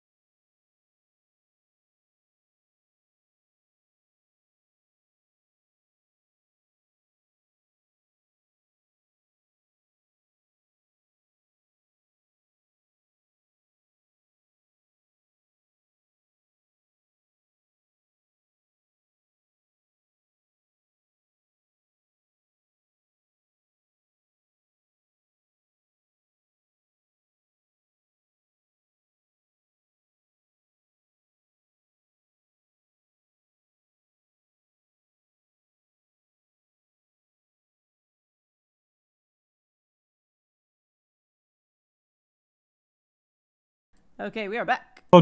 Definitely that tea set. Oh yeah, we have to keep the tea set. Yeah. The group looks through the loot to sell and what to keep. All right. Continuing with the epilogue, weeks after the group returns to the surface, you awaken in the middle of the night, or maybe you're still awake, or maybe you're not even in Waterdeep right now and you're hearing about this later or tomorrow or whatever. But one night, the skies above the southern ward erupt into lightning and fire. There's some arcane duel happens in some location down there. The fight burns brightly, but burns briefly, over in moments, but leaving a lasting impression. The next day, rumors fill the broadsheets and speculation runs rampant, with every rumor is more wild than the next. The heroes of the Argent Oak will learn from Davil's Starsong that the encounter saw the Doom Raiders' competition for the heart of the Zentarum reach a conclusion, with his companions the victors, and Schema Weirdbottle, once an ally but turned a traitor, dead by their hand. He doesn't speak of details. He admits that he made a promise to the Open Lady of Waterdeep to keep even the details secret, even from you all. But he does admit that without the hero's graciousness and assistance that you provided, the money that you gave to Davil, it would not have been possible. And the Zentarum would have turned evil once again. Over the next few months, Davil will steer the Zentarum, name intact, suck it Chemista, to match and exceed their operations. As What? Chemista was big on the just change your name, just change your name. Oh yeah, that's right. The Zentarum reach new heights, not before seen in Waterdeep. Davil Starsong becomes a meaningful player in the economic scene. He's still flippantly towing the line of legality, and you guys know for a fact that some of what he does is just straight up smuggling. Like it's not legal. But he, the charismatic Sun Elf, stays clear of any meaningful consequences, and you have established a connection that might serve you well down the line. He offers to finance any, minor additions to Troll Skull Manor. And through his connections, he provides several nice vases and maybe art piece here and there. Some really dope books that you can't acquire through official channels. Just kind of makes the manor. You've got a black market dealer as a close friend, as an ally, and it feels somewhat indebted to you all. It's nice. No, it's not. Yeah, we got nice. a dope pad. Does Morris still say it's not nice when it's like, oh my god, the entire encyclopedia of the Netherese mage from 3,000 years ago? Do they have my notes? No, they don't have your notes. Then it's not nice. Okay. New Promises notes. to keep an ear out. Nothing comes up. We'll kind of get into that. As we have now reached the end of the Dragon Heist. There will still be a few more threads related to the Dragon Heist that we will wrap up in the future, such as this loan that you gave to the noble family, the woman that you were very resistant to, but you guys did make the loan, right? I'm not We did. crazy. Yes. Yeah, okay, thank goodness. Yeah, Didn't Chemista talked it. everyone into it, and Morris signed it like We'll see. poking a hole through her signature and like, We'll fuck see off. what comes of that. That's the big one on the horizon. But the heroes of the Argent Oak, so named by their connections to one Darwin Silver Tree, Argent Oak, successfully navigated the challenges of the Xanathar Crime Guild, who attempted to seize the Vault of Dragons for their own purposes, all while keeping a schism of the Black Network from seeing them all put beneath the ground. They made friends and allies along the way from the first day together so long ago, helping Volo Thamp Gadarm rescue Volo's friends Floon Blagmar and Renair Neverember from the criminal conspiracy. You made a choice to enlist with the Grey Hands and work for Vajra Safar and meet the young noblewoman apprentice, Joyce Deslinter, who you've not seen the last of. The group was shocked but diligent after a fireball detonated outside your Troll Skull Alley home. You tracked a nimble ride to the villa of the noble Growlhund family, where you slew the rogue Zentarum Lieutenant Erstal Floxen and gained a fine black stallion that we really just haven't done much with, have we, guys? Really proud of that. We've been in the city this whole time. But you know it felt what? so good. Yeah, but it felt so good. A nat 20 from an Alua that wasn't there. If I remember right. Her That's first right. great persuasion roll. Yeah. Not even present. But you temporarily lost an ally in the villa as Erstal Floxen got one fucking dope ass hit off on Katep that I will be able to just rely on through all my bad rolls and poor decisions as a DM. At least assassin assassinated. Boy, did he. As Carlton, as Katep, wow. Katep Alsim's future lay in limbo. The glyph scribe Morris Nain showed up at the party's door, literally an answer to the prayers, his prayers, an answer to their prayers. Morris helped the group see the Stone of Golor secured and the Vault of Dragons opened and defended. And I just realized we forgot to do the scene with about the Stone of Golor. We'll do that after. That's fine. There's a bit after. Anyways, don't let me forget. The Vault of Dragons was opened. You met... oh my god, I forgot to write down that name. The name of the gold dragon. Shit, I'm awful at this. Oranax? Oranax. Yeah, Oranax. And you defeated the young red dragon that Dagult Neverember had left to guard his treasure after he absconded to Neverwinter. The heroes were unable to restore Maloon War Dragon from the intellect devourer occupying him, but you were at least able to see the hero given a final rest. Fuck old person, man. You also secured Azure Edge and returned it to its rightful place at the hands of the defenders of Waterdeep. Still makes you look so sad. That choice is going to haunt me for the rest of my life as a player. Ooh. Look, legendary artifacts that are sentient and good and not cursed, they come over. You get them like candy, right? especially at level 5. The group's victory did not come without consequences. The party was very diligent, remarkably diligent at handling the tasks in front of them, but some of the side things went by maybe unnoticed or uninvestigated. You were unable to suss out the actions of the Amcathra family that had seized Darwin's possessions. And all of that came to an apparent head when you discovered the body of Lord Nerar Amcathra skewered in the bedroom of Orin with a magical warning left behind. The mystery of the strange symbol that occupies so many of your past remains largely enigmatic and unknown, and the magically delivered warning, "Stay out of our way," is one that you will inevitably fail to heed. That's Damn for stuck. the future. Absolutely.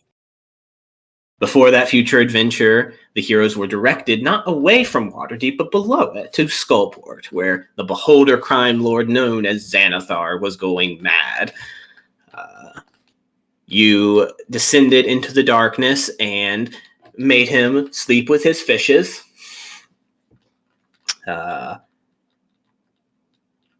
And returned back to face your hard-won rewards. That reward is a future that you can face with the experience and fortune you have gained.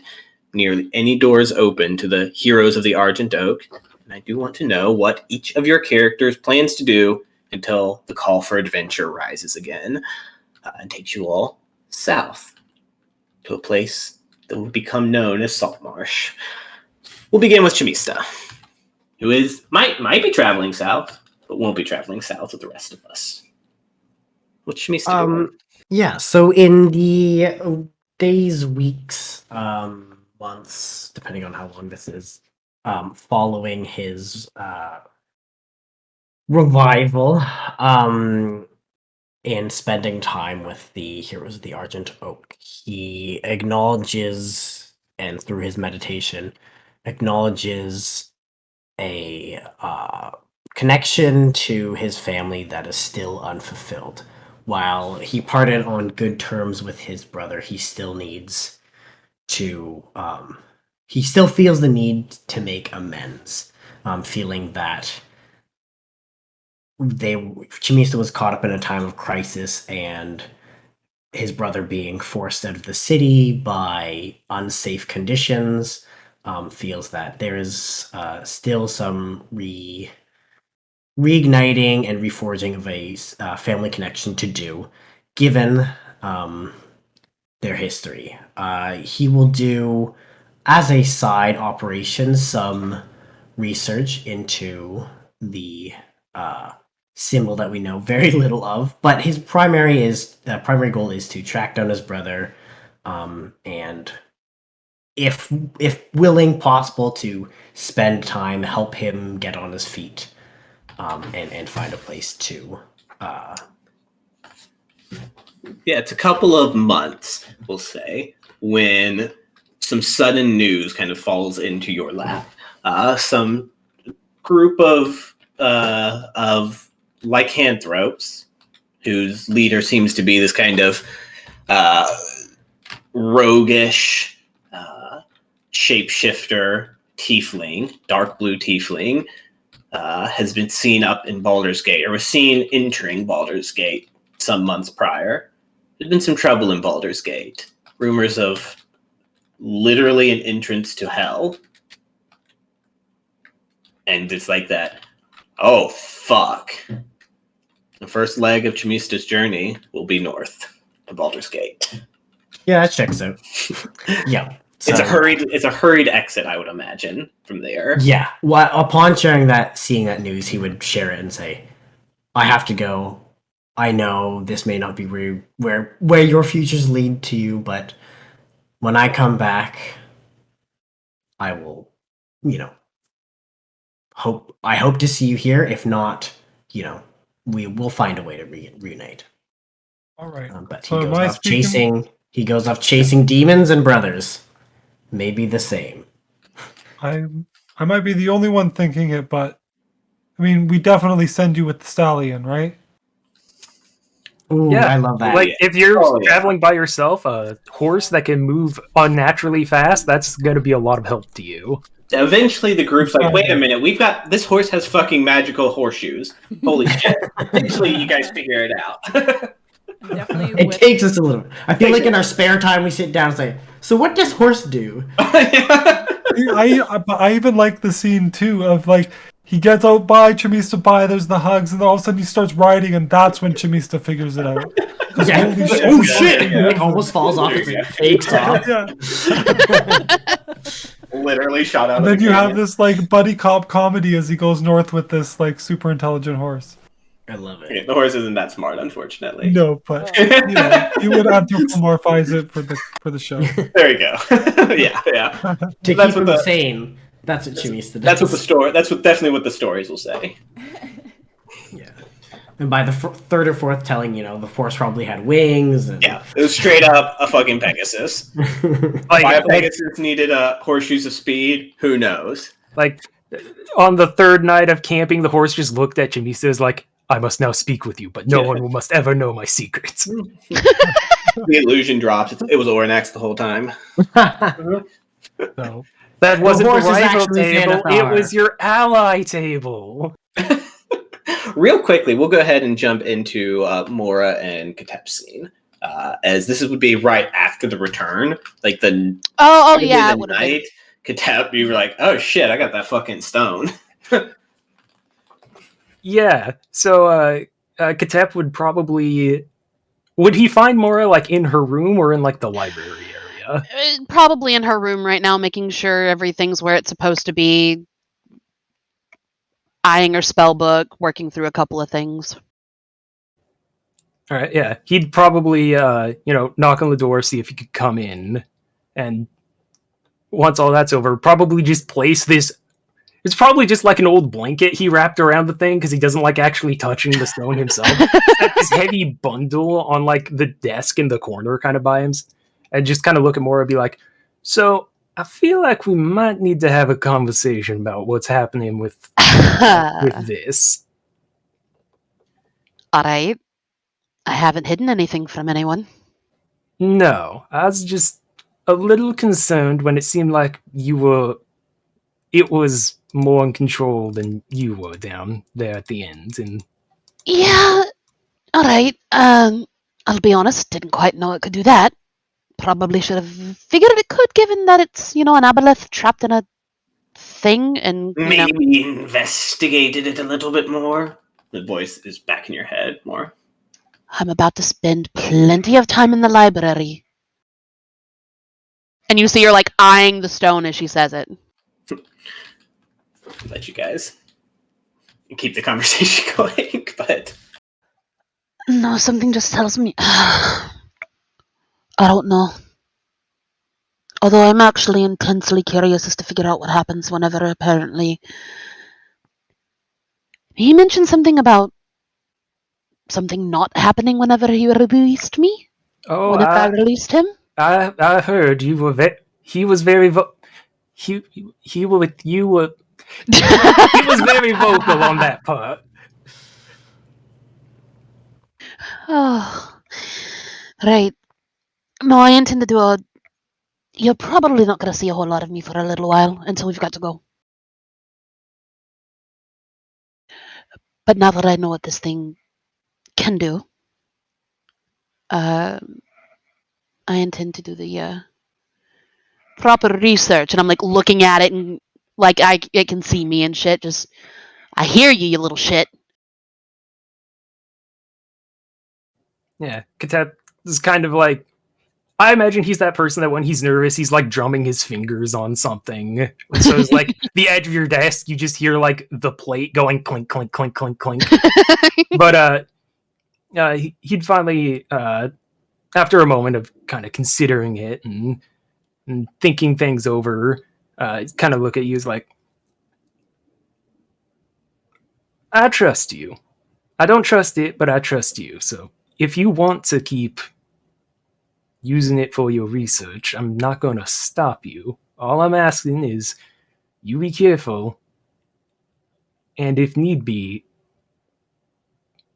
if things are dangerous or uneasy or weird, it's probably always weird, but you get what you can come to us. We can help.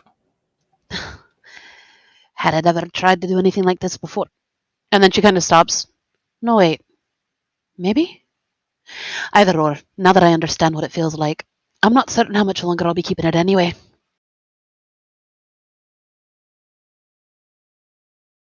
He kind of slides this awkwardly wrapped bundle of aberration rocks. Yeah, underneath the rock, you feel one of the eyes blink underneath the towel. Oh, I don't like this thing. Mora just kind of laughs at him and carefully unwraps it, hands the blankets back, and puts it back in her bag. I'm already attached to the damn thing. I'll be figuring a few things out. However, if anything goes wonky, I'll let everyone know. I prefer that because it was really unsettling watching you and him argue, but it was your voice, but he didn't have the accent, so... You know, I'd actually argue with myself all the time. Just come in here whenever I'm working on spells, you'll see. Noted. All right. Get out. I was working on something anyway. Yeah, Katep will take his leave. Mara's chitter is like a yeah, get out kind of chitter. I like how she says, Yeah, come in whenever I'm working on stuff. No, get out. I'm working on stuff. Welcome to Mora. Once Katep is gone, Mora, Golor's voice returns. You rely too much on books, Nevermore, Runebuckle. Studying books doesn't add knowledge to the world. Too timid. Pray Don't tell, need to what be would in you a have me do then? explore, learn, not study. Learn. Seize opportunities. This studying tastes bad. If you are so dedicated to your books, that's fine. Find somebody who isn't. Sure. Or I will. All right. Quickly.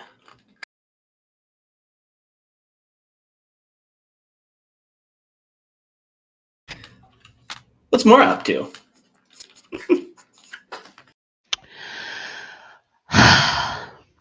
Well, first things first, probably would take a day and wander off towards the Blackstaff.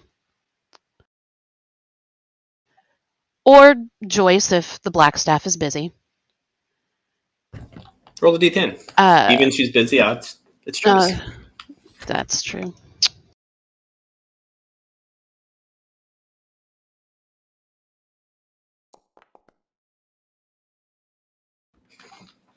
I think I said even she's busy, odds it's Joyce. I meant even she's not busy. Joyce is what I said. Gotcha. With that. Odds is Joyce. So, yeah, find Joyce. Probably should have done this the other day, but and is going to reach in and pull out the stone. I'm not feeling particularly comfortable with this anymore.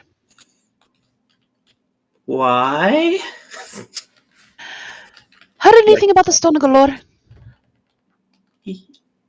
One or two things. Gives you kind of like this like insulted look. It's like this artifact of Right. the heart of the Vault of Dragons that you've told a lot of stuff about. This is it. Yeah. It took over my mind and I don't want it anymore. Oh, that's nasty. Figured the best person to have it would be the Blackstaff. I was hoping you could pass it along. Sure. We'll do that. She kind of like she like goes to reach it and then kind of thinks better of it and like rummages around in like her satchel and like brings out like a handkerchief to wrap it around. I don't want it messing with my brain either. I don't blame you. Sure, I'll take it to Vajra's study now. Appreciate it. You gonna be okay? I'm not certain. It mentioned something about things happening whenever it's passed off, so... That's annoying. And with passing it off, I will actively break the attunement. I think you have to take an hour to actively break Well, it. But fine, I'll go home and actively break the attunement. sure, make a wisdom saving throw. Yep. DC is 16. Yep. All right. Anybody else home when you do this, Maura? No, yeah, she would have come immediately home, so if someone wasn't out spending their day doing other things, they could be there. Anybody want to be home? Not right after, more like, because we had that 5 or so day, or 2 or 3 days beforehand, so probably a day or two after that. So the first week. Oh, that's true. So yeah, everyone would probably be home. So Maura, you're kind of in your room, meditating, severing this connection, pulling out the little threads of whatever attunement is from your mind. Kind of look up and, well, this isn't the tower you were in. Why are you back into the manor? You need to find the Stone of Golor. Where's it? It was just in your hands. Balls. kind of thinking back to like recent events. You were, you guys chased the fucking Kiris. God damn it! What are they called? Kinkus? The Kinkus, there you go. Kiris? Yeah. No, they're the Kiris now. You're chasing the Kinku through the street. There's that awful spell book you need to investigate. Where is everybody? Why are you All of it?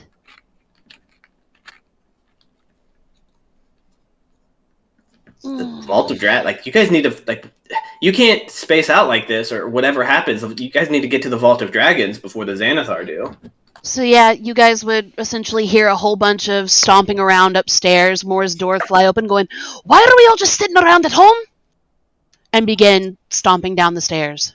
A very confused Katep is probably looking at you from like one of the couches. He might have been reading something or trying to write a letter. You're just sitting there reading. We've got to go find the vault. Question: in her memory, is Katep still dead? Oh, yeah. Oh, It yeah. would be. It's like a shock. You kind of like stand, like, what the? Oh my, what? How? What's going on? Something's. You're smart. You're not an idiot. Something's fucked up. What? Mara? How old are you? You okay? We were chasing a Kinku. Had the stone. And then she's gonna like pat for her spell book. I still have that. And then notice it's not the right one. What the hell did I get this thing?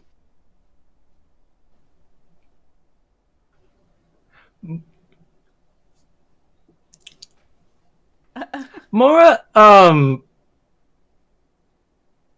feel like of the two of us, I'm generally the one confused about what's happening.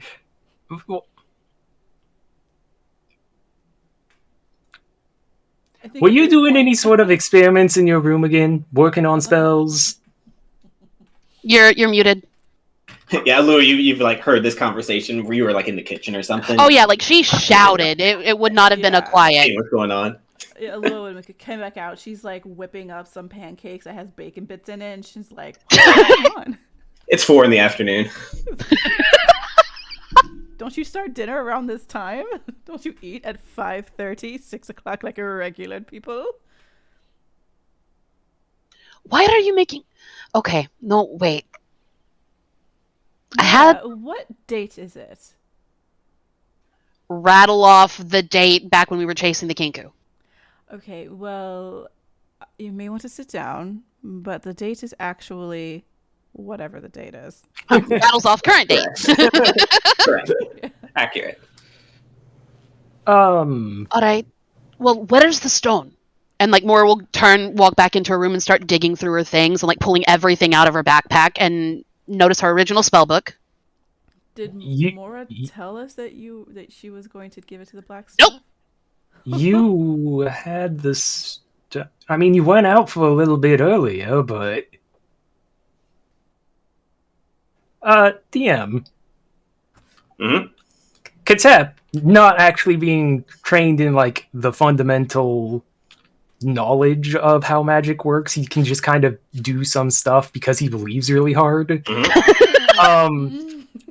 Does he have any indication of what is this a lesser restoration thing, or is this well beyond his capabilities? Make a check with your spellcasting modifier, I'll say. Sure. Charisma check. 13. Nice. Yeah, lesser restoration ain't one. The fucking confused as hell ain't one of the conditions listed there. I don't believe. Touche. You gather that she's lost her memory, very obviously, and yeah, I'll just say with that roll, kind of feeding it in there, she's talking like you guys, like it's been months since the day, but you realize it was around the time she attuned to the stone of Golor, so it's probably related to that, especially with how she was talking earlier that you might not have it anymore for much longer to you. Mora. This is just... Where did I get this cool dragon scale? She's wearing the dragon scale around the house. No. I was back in my room looking at it. It's just like, Mora's gone loony. You're a cute little thing. Where Oh, did you right get there. that? I think she's the imposter. She's an imposter. She's an imposter. Like zooms out, like prestidigitation, like alarm, like sirens going off, and it's going wee woo wee woo. Lua's like mildly amused with that, but then still very concerned. And so he'll go over to Mora and be like, Mora, if you were to ever go out, which you usually don't do, you're usually in your room studying or in the library, where else would you go? The library. Aside from the library.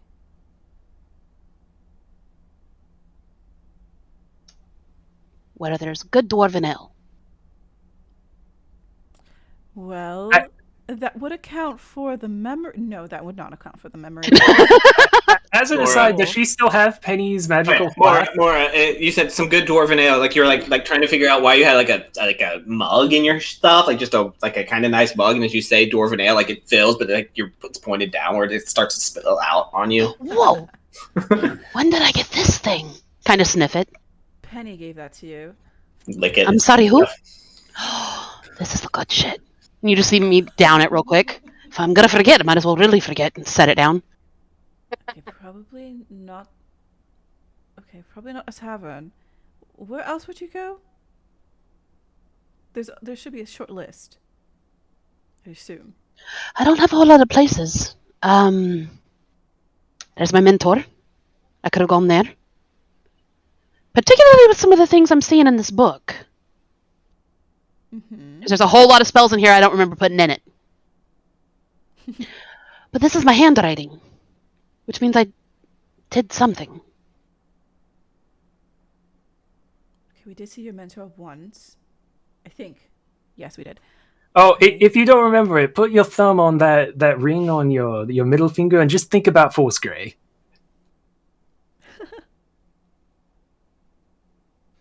Why? Oh, trust me, you'll like it. And then would do it, and that's a nifty little trick. How do I turn it off? The same way. All right, so fill me in. I'm gonna need everything. For the interests of time, Yeah. you guys backtrack. Yeah. Discover that she gave the stone to Joyce. You guys like eventually make your way to like Blackstaff Tower, and she's like very confused. Like she came and gave it to. Oh no! She lost her memory. All right. You guys can have a greater restoration spell cast too. I don't want to spend the 500 gold. 100 gold for. Or 100 gold. Okay, that's fine. Yeah, I got that. And the spell gets cast, and more of your memories return, including the memories that you've made looking kind of like a fool. That piece of shitstone.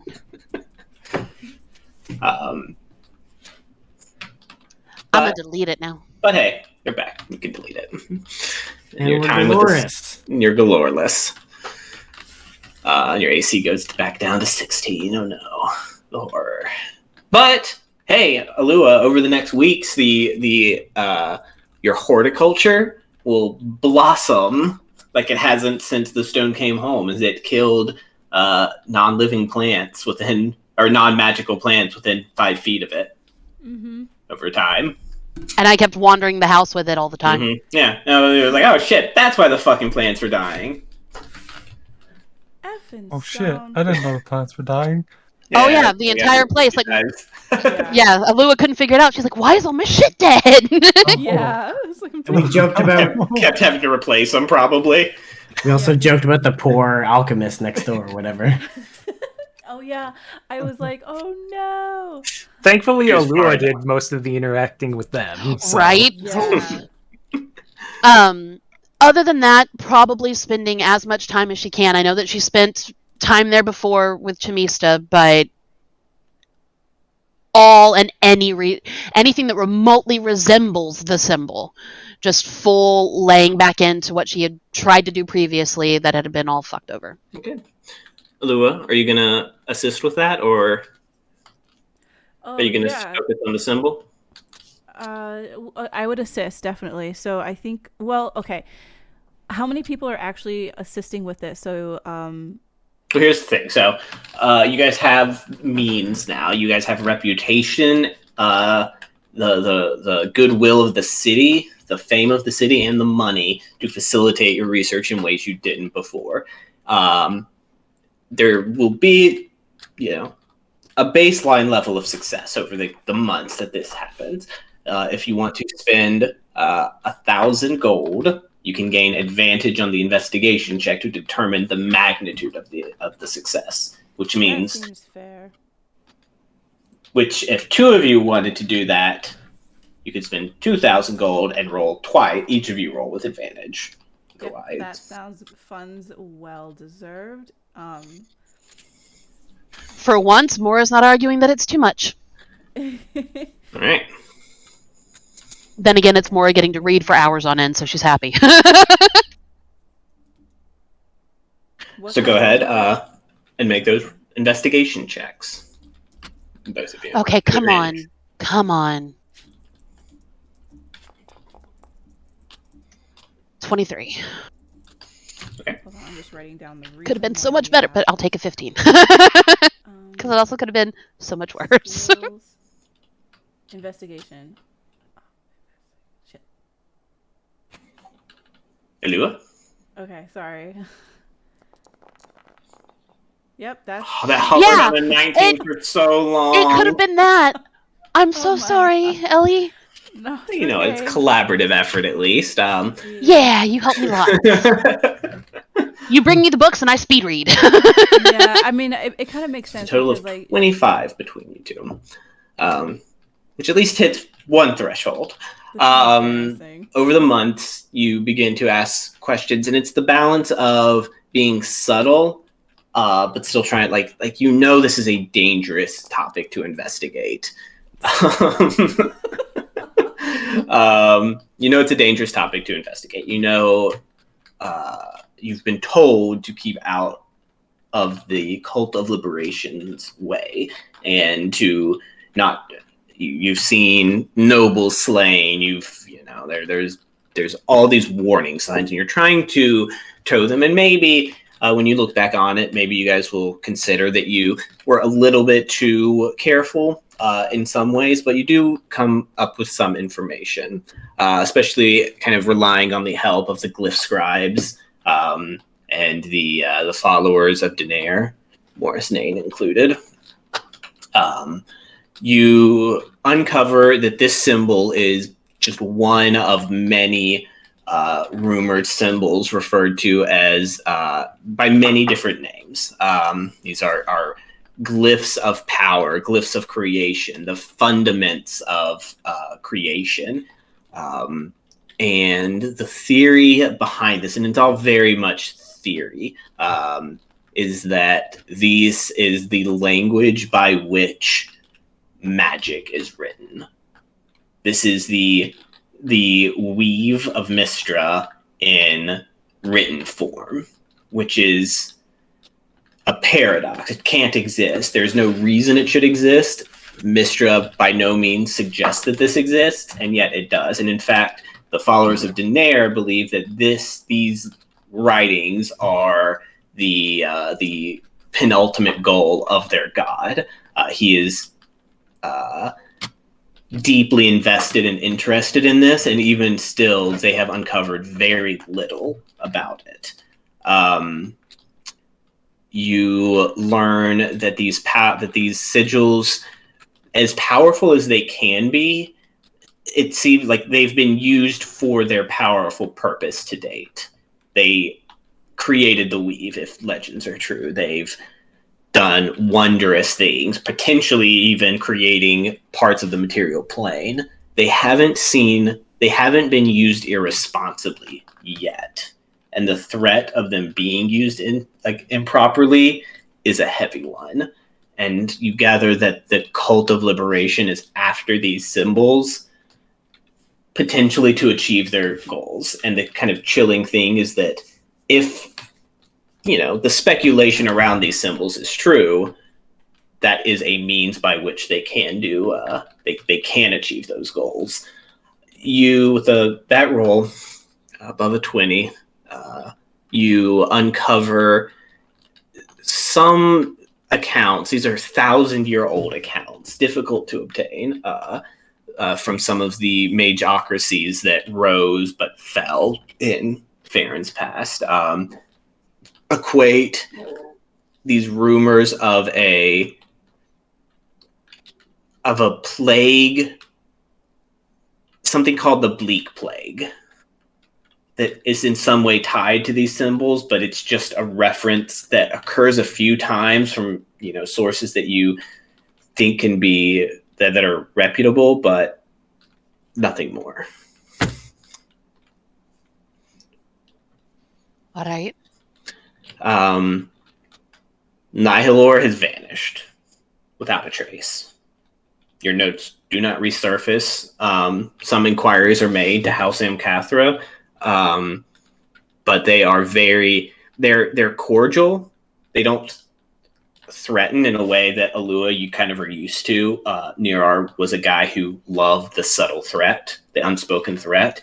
The new leadership does not engage with those behaviors. They're more on the up and up, but they also are not interested in helping.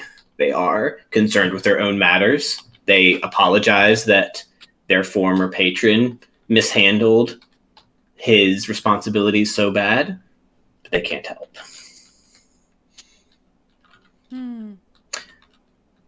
There'll be some more information that I'll get to you guys in the coming weeks. Mora, you do find out something else, though. Mm-hmm. Not on this topic, but you learn the fate of your cousin, Lockdrodir. I forgot him too. Lockdrodir Bronzehood. Lockie has traded Waterdeep for Skullport, where he works as a scavenger in the employ of dwarven brothers who run a salvage shop in the decrepit town.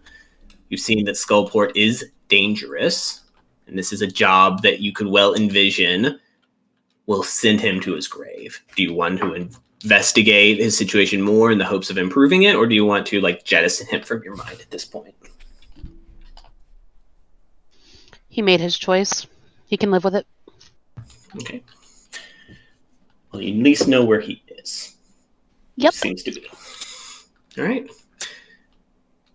Who's next? Who wants to go next? Katep can go. Okay. Katep doesn't have any extravagant plans between being a member of Fourth Grey proper and trying to actually work with this supposedly secret organization that he's very bad at keeping secret instead of just occasionally reporting to them. I imagine that probably takes up a lot of his time. He would go out and try to put his ability to talk to people to good use. So if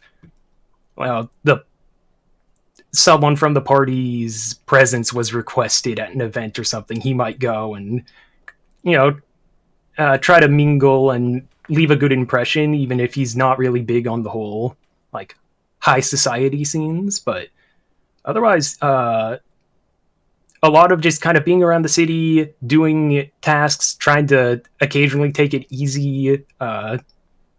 He might try to reach out and see if he can figure out what happened to his mentor, where he ended up, because they kind of went their separate ways and he hasn't heard anything since. So okay. On that front, you actually don't hear anything back within the time frame. He's far away.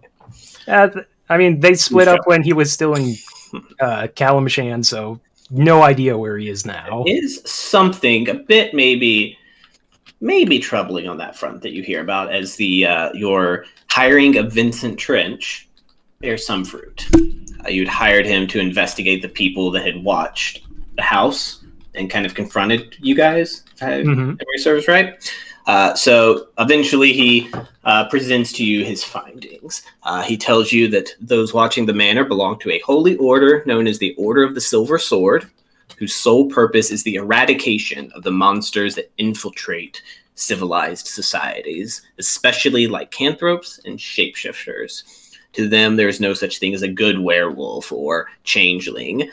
The order is rooted in the worship of a halfling god of vengeance, vigilance, and war named Averine, and is tolerated in the Sword Coast, but doesn't have a heavy following. Apparently, the order believes that Ketep is either the very sort of monstrosity that they hunt, or an individual who protects such creatures. This stemming from an encounter with the order in Kalimshan. That kind of, you're like, I don't know, fucking dealt with these guys in my life. But there was one encounter that's haunted you for a bit. Oh yeah, yeah.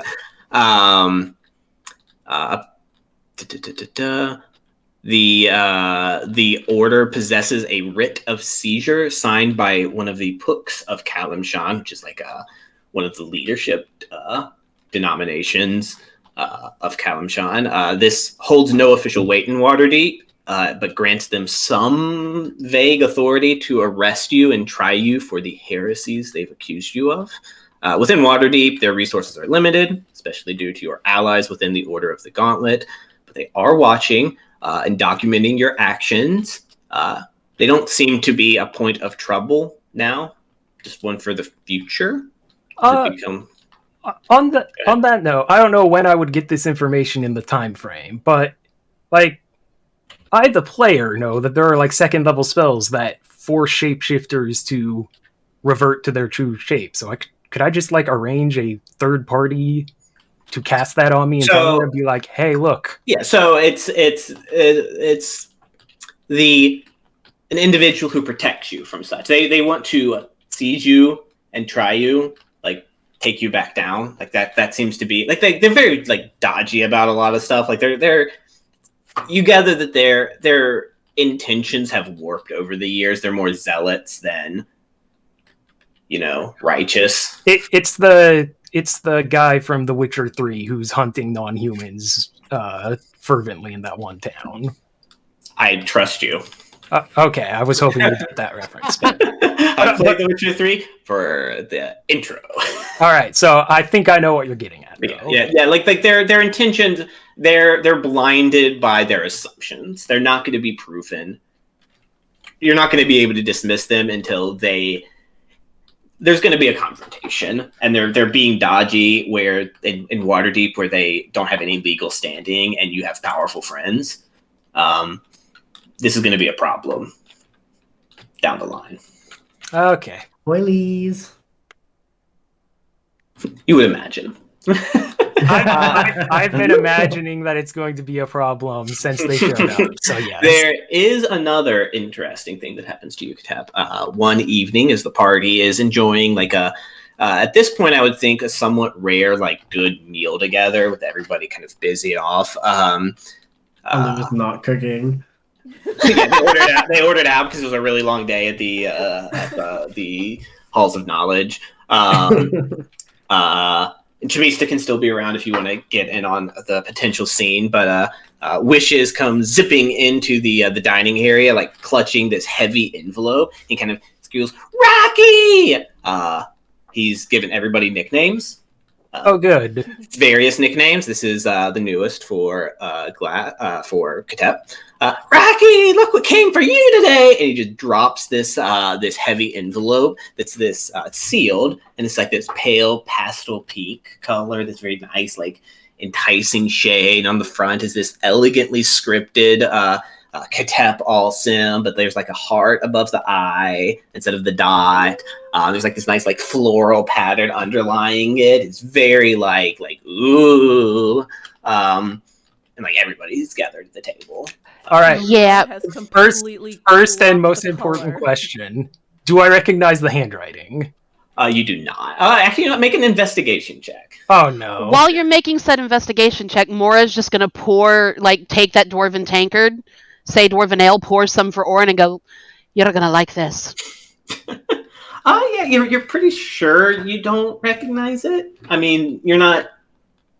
I don't know that Ketep is the best at identifying handwriting. No, he's not. You're pretty sure. Like, you've been in correspondence with Savra at least, and you're pretty sure it's not her handwriting. All right, so he's gonna examine this letter, open it, but he is half expecting this to somehow be a prank from either Wishes or Alua trying to get information out of him. Anybody else want to say With that anything? Like I Chamista's said. just gonna enjoy the show. Oh, you want some Alua? too, Chamista? I can share. I got 3 of these, and Alua, do you, pour you a cup of Do you dwarven ale want too. to interject before the contents are fully revealed? First off, she's gonna sit him down, and before he can like touch it and open it, she's like, "Do you want to explain something to us?" No. You open the envelope, and the letter inside is written by Savra. It contains an invitation to come to dinner with the Lady Bellabranta and several visiting members of the Followers of the Red Knight, who she knows you worship, and they have asked to meet with you. Your companions are not invited to the meal. And everybody, you feel everybody's eyes on you, wanting an explanation. Yeah. You had better go. Considering I'm on the opposite end of the table from you, I don't know how you could have possibly read the contents of this already. I know a woman's heart. We read your mind, bro.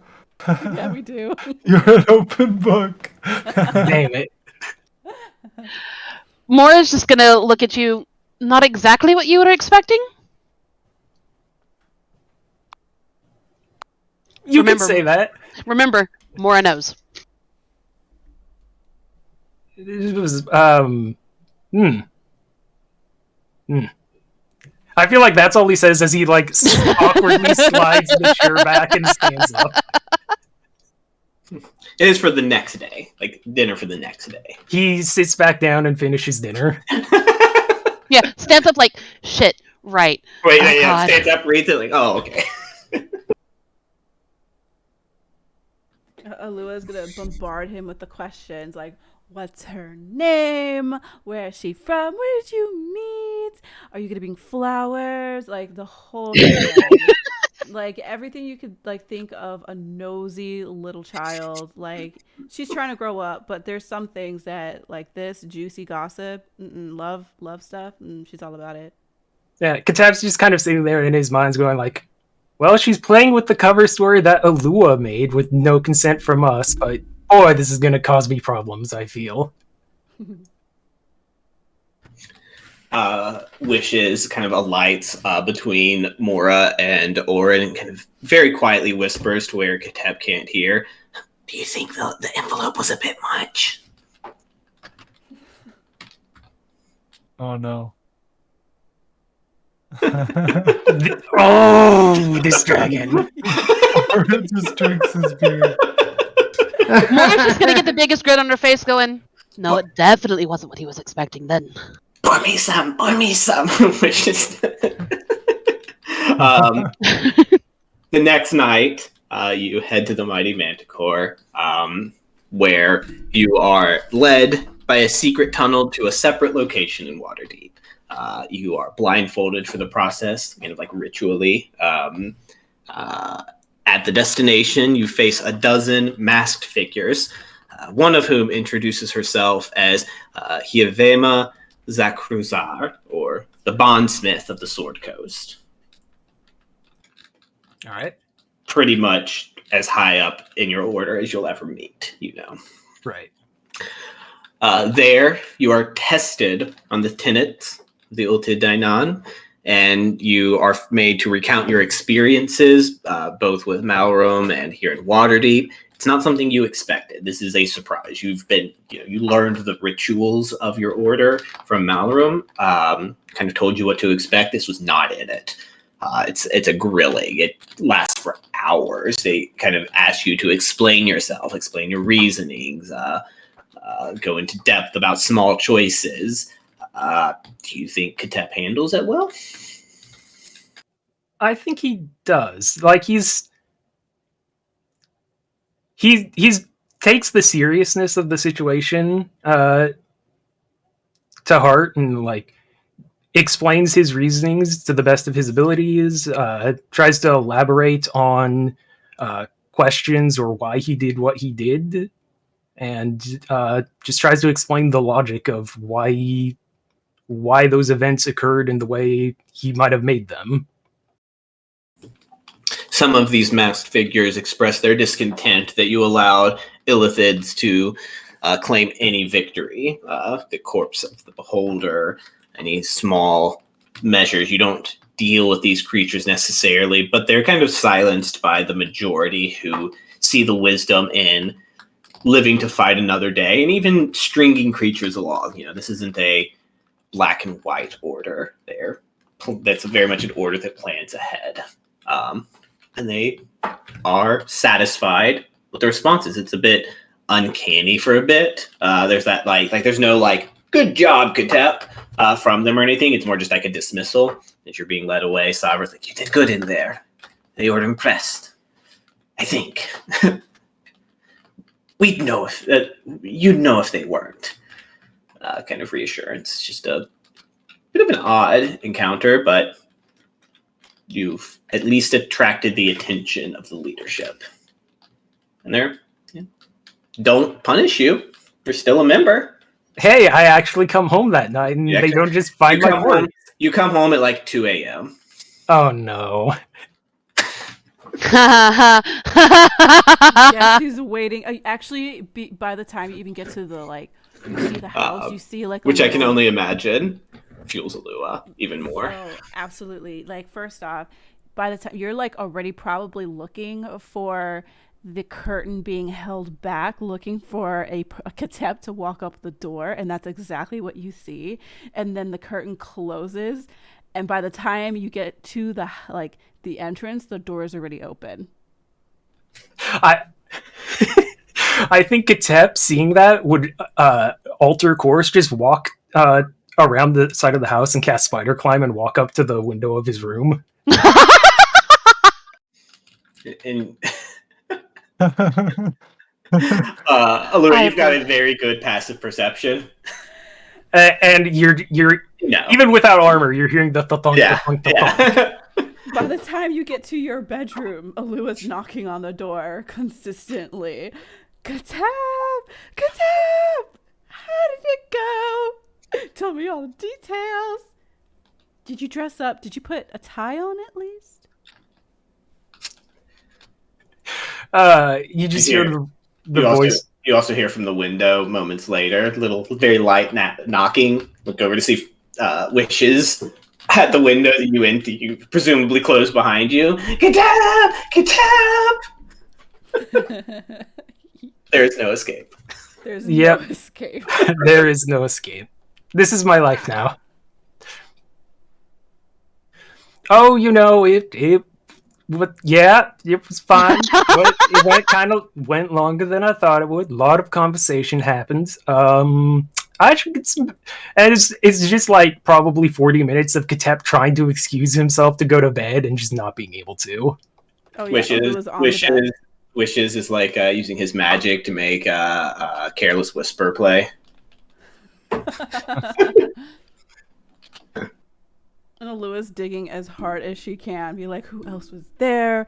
Was it just you? And I think she definitely would have read the thing. So, Savra, did you guys spend time alone?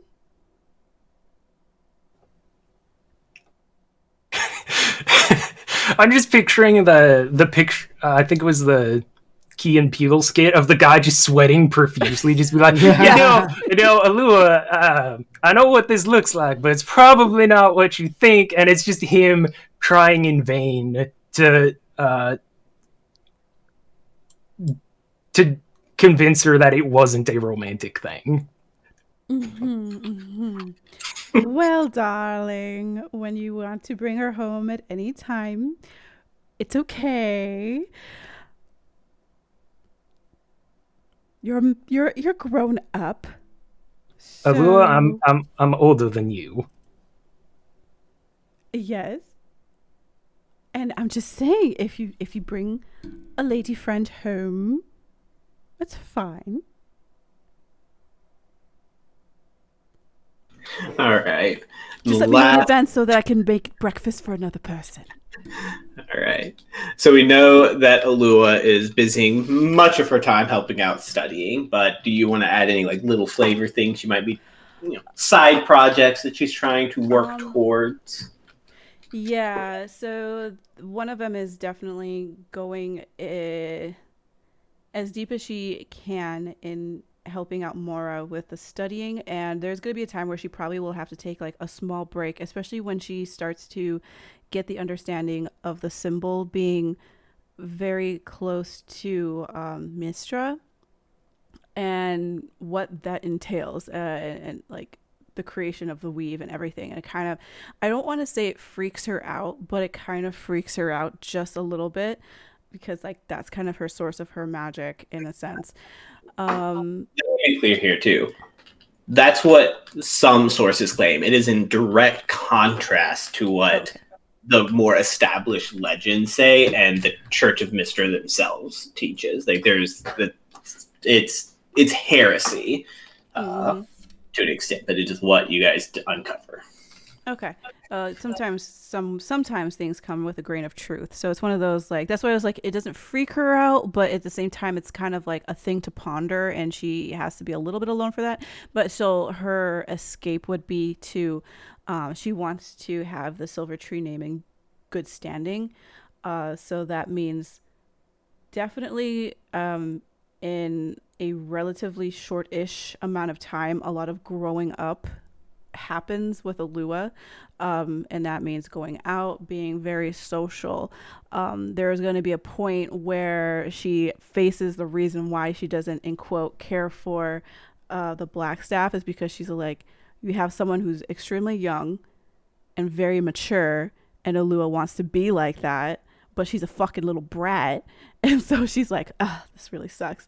So there's going to be definitely times where knowing that there is information and learning in a place that obviously she wants to, like, that's kind of her. She likes learning and she likes helping out. So there's going to be a time where she's going to start, like, very much being more pleasant. Not more pleasant. She's going to be very grown up and genteel, I guess, around the black staff and like what she represents, because it's good. She's doing good. So her attitude, definitely there's an attitude shift, and maybe the party doesn't recognize it or see it too much on that end because she's doing that on like her own time. But again, playing friendly with the other noble households and raising the name of the Silver Tree, she wants to make it notable. She wants to make it noble. She wants to make the house situated, basically. Okay. So how does Alua handle it when some people bring up some of the somewhat nasty rumors that circulated in the broadsheets when she was young? Some of the insulting snide comments, the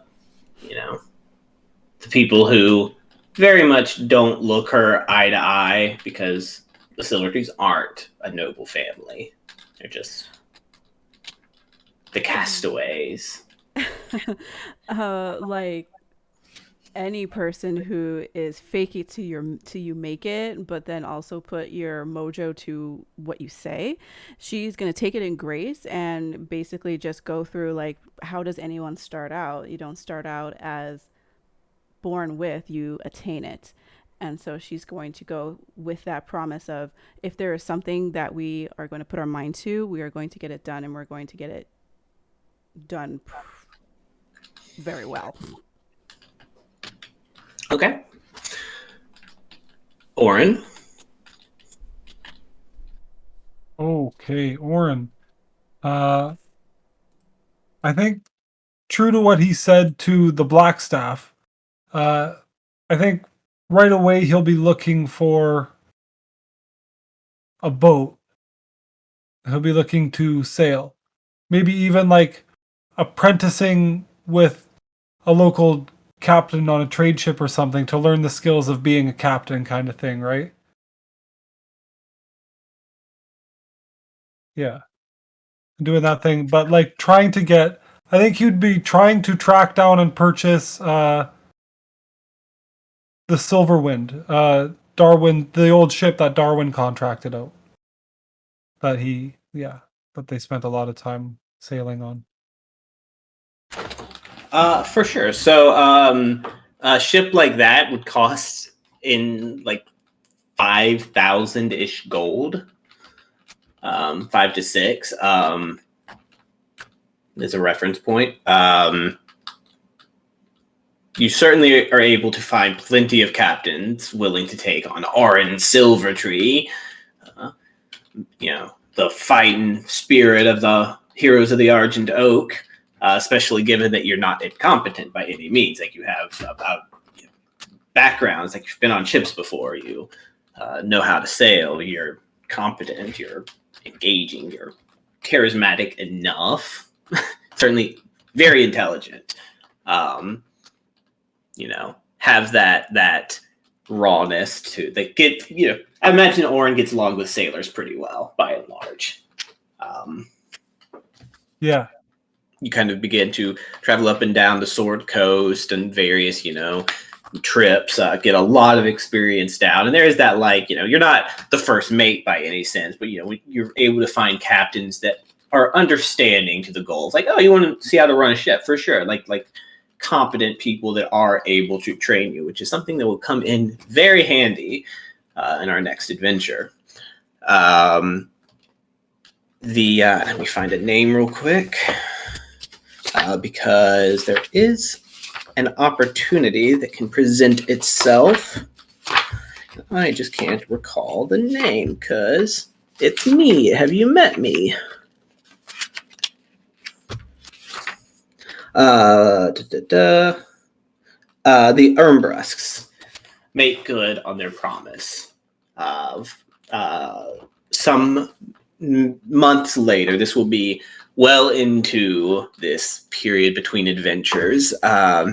They made good on their promise of returning, of paying off their loan, and the group is given 10,000 gold. Oh, yeah. Did you catch that, Audrey? We'll make sure she catches it. Oh, there she goes. I did. Sorry, I'm just muted so that... You're good. An opportunity also presents itself from the Ermbrusks, who kind of catch a wind through your inquiries and such of Silvertree's ship, and they are willing to finance that, front the money for you as a favor. No strings attached. The ship would, in theory, belong to them, but it's something you could pay off down the road. You'd be the captain.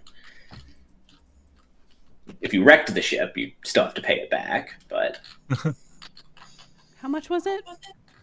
I'll double check the exact amount, but it's like 5,000 to 6,000 gold to purchase a ship like this. A pretty good, like a nice seafaring vessel. Oh, okay. Because I was like if pay half and then finance the rest. It could work. And that's just the upfront cost too. You still have Yes. crew that you have to pay yeah, wages for and feed. Yeah. And they're willing to front like the cost of the ship. I'm sorry, offer to pay the crew, pay for supplies, things like that. Be the finance pretty the much voyages. the deal that Darwin did before. Yeah. Yeah. Perfect. Yeah, I'm down for that. You guys? You'd get to meet with Jelen Ermbrusk, and when she's not in business mode, she's very she's a good she's got a good head on her shoulders, and she seems reasonable. She seems much more relaxed than the meeting you guys had with her, for whatever reason. I still think putting writes up a good down. contract that's again very honest. Yeah, if you guys want to take advantage of it, you'll have a ship. I still think putting half down. So even if we did 2,500, and then finance the rest. Well, we can we'll let her finance this ship for now, and then if we come across like the ship we want to buy, we'll just buy a new ship because we got a lot of money. We could just buy one outright. Mm.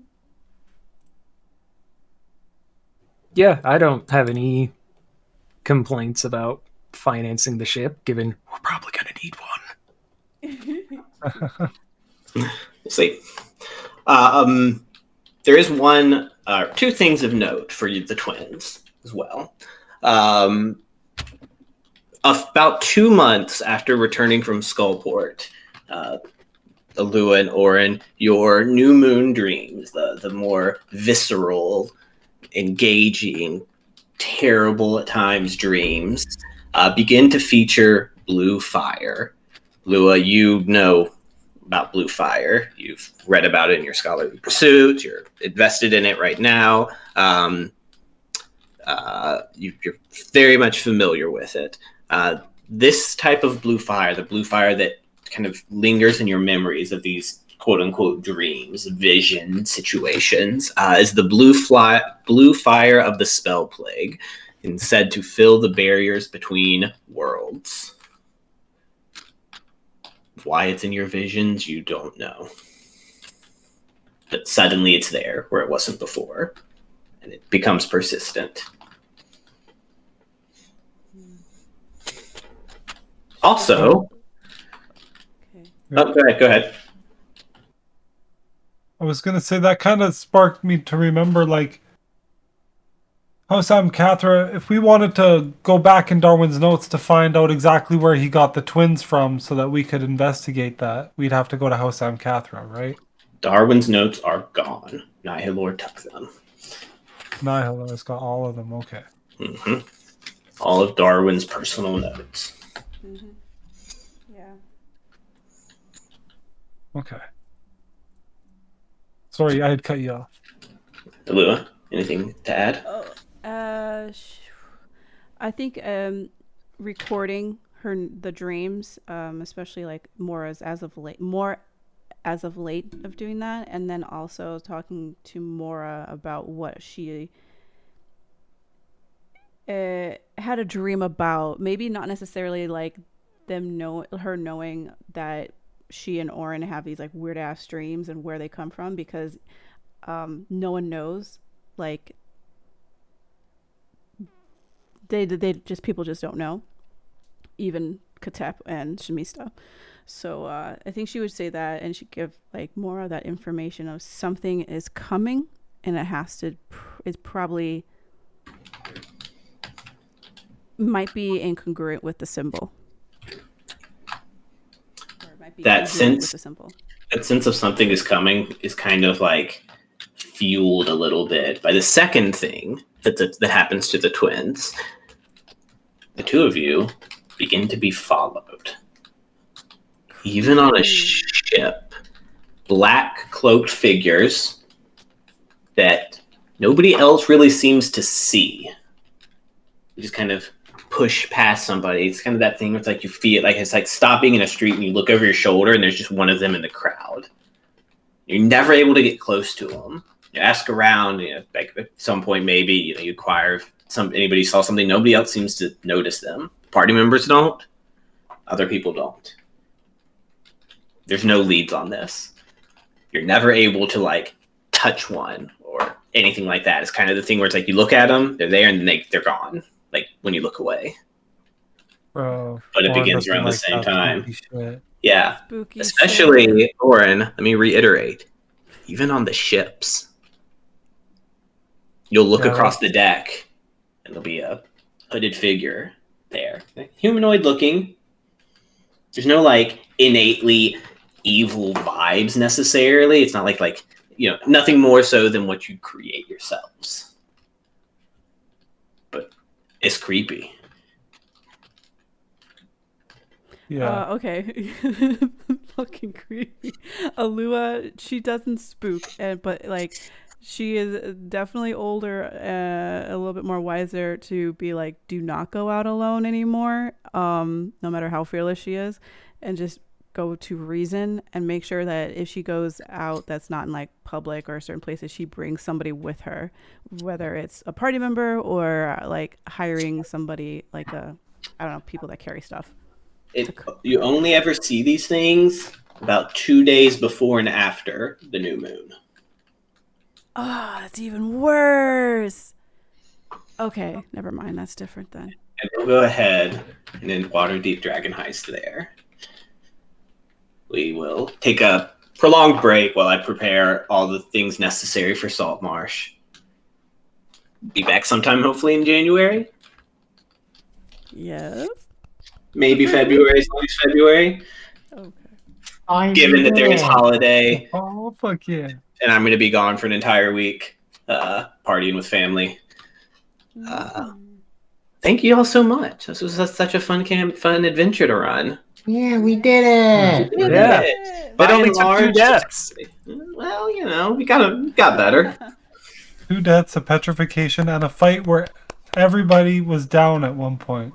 Except for the cleric. for the cleric. Yeah. Which is why you always keep your cleric alive. Right? Thank you, DM Alex, Yeah, for thanks, DMing. This was very fun. Yes. All right. Okay, so the next campaign in the series, I guess, is TBD, sometime in the new year, first quarter. In the meantime, we do have our Tuesday game at for Odyssey of the Dragon Lords. I believe the last one of the year is actually this coming up Tuesday the 14th. Whoop whoop. Yeah. Or we should be wrapping up the current arc that we're on, the Necropolis. Yep. So Here's big hoping. back-to-back sessions. Dope, man. Oh Yes, my gosh, so excellent. excited. Okay, well, let's go ahead and end it here. We are a little bit over. Have a great night, everybody. And Right just on. enjoy your weekend. Yeah. Happy Good night. holidays, DM everybody. Alex. Thank Yay, you. happy holidays. Yay. Woo. Good night.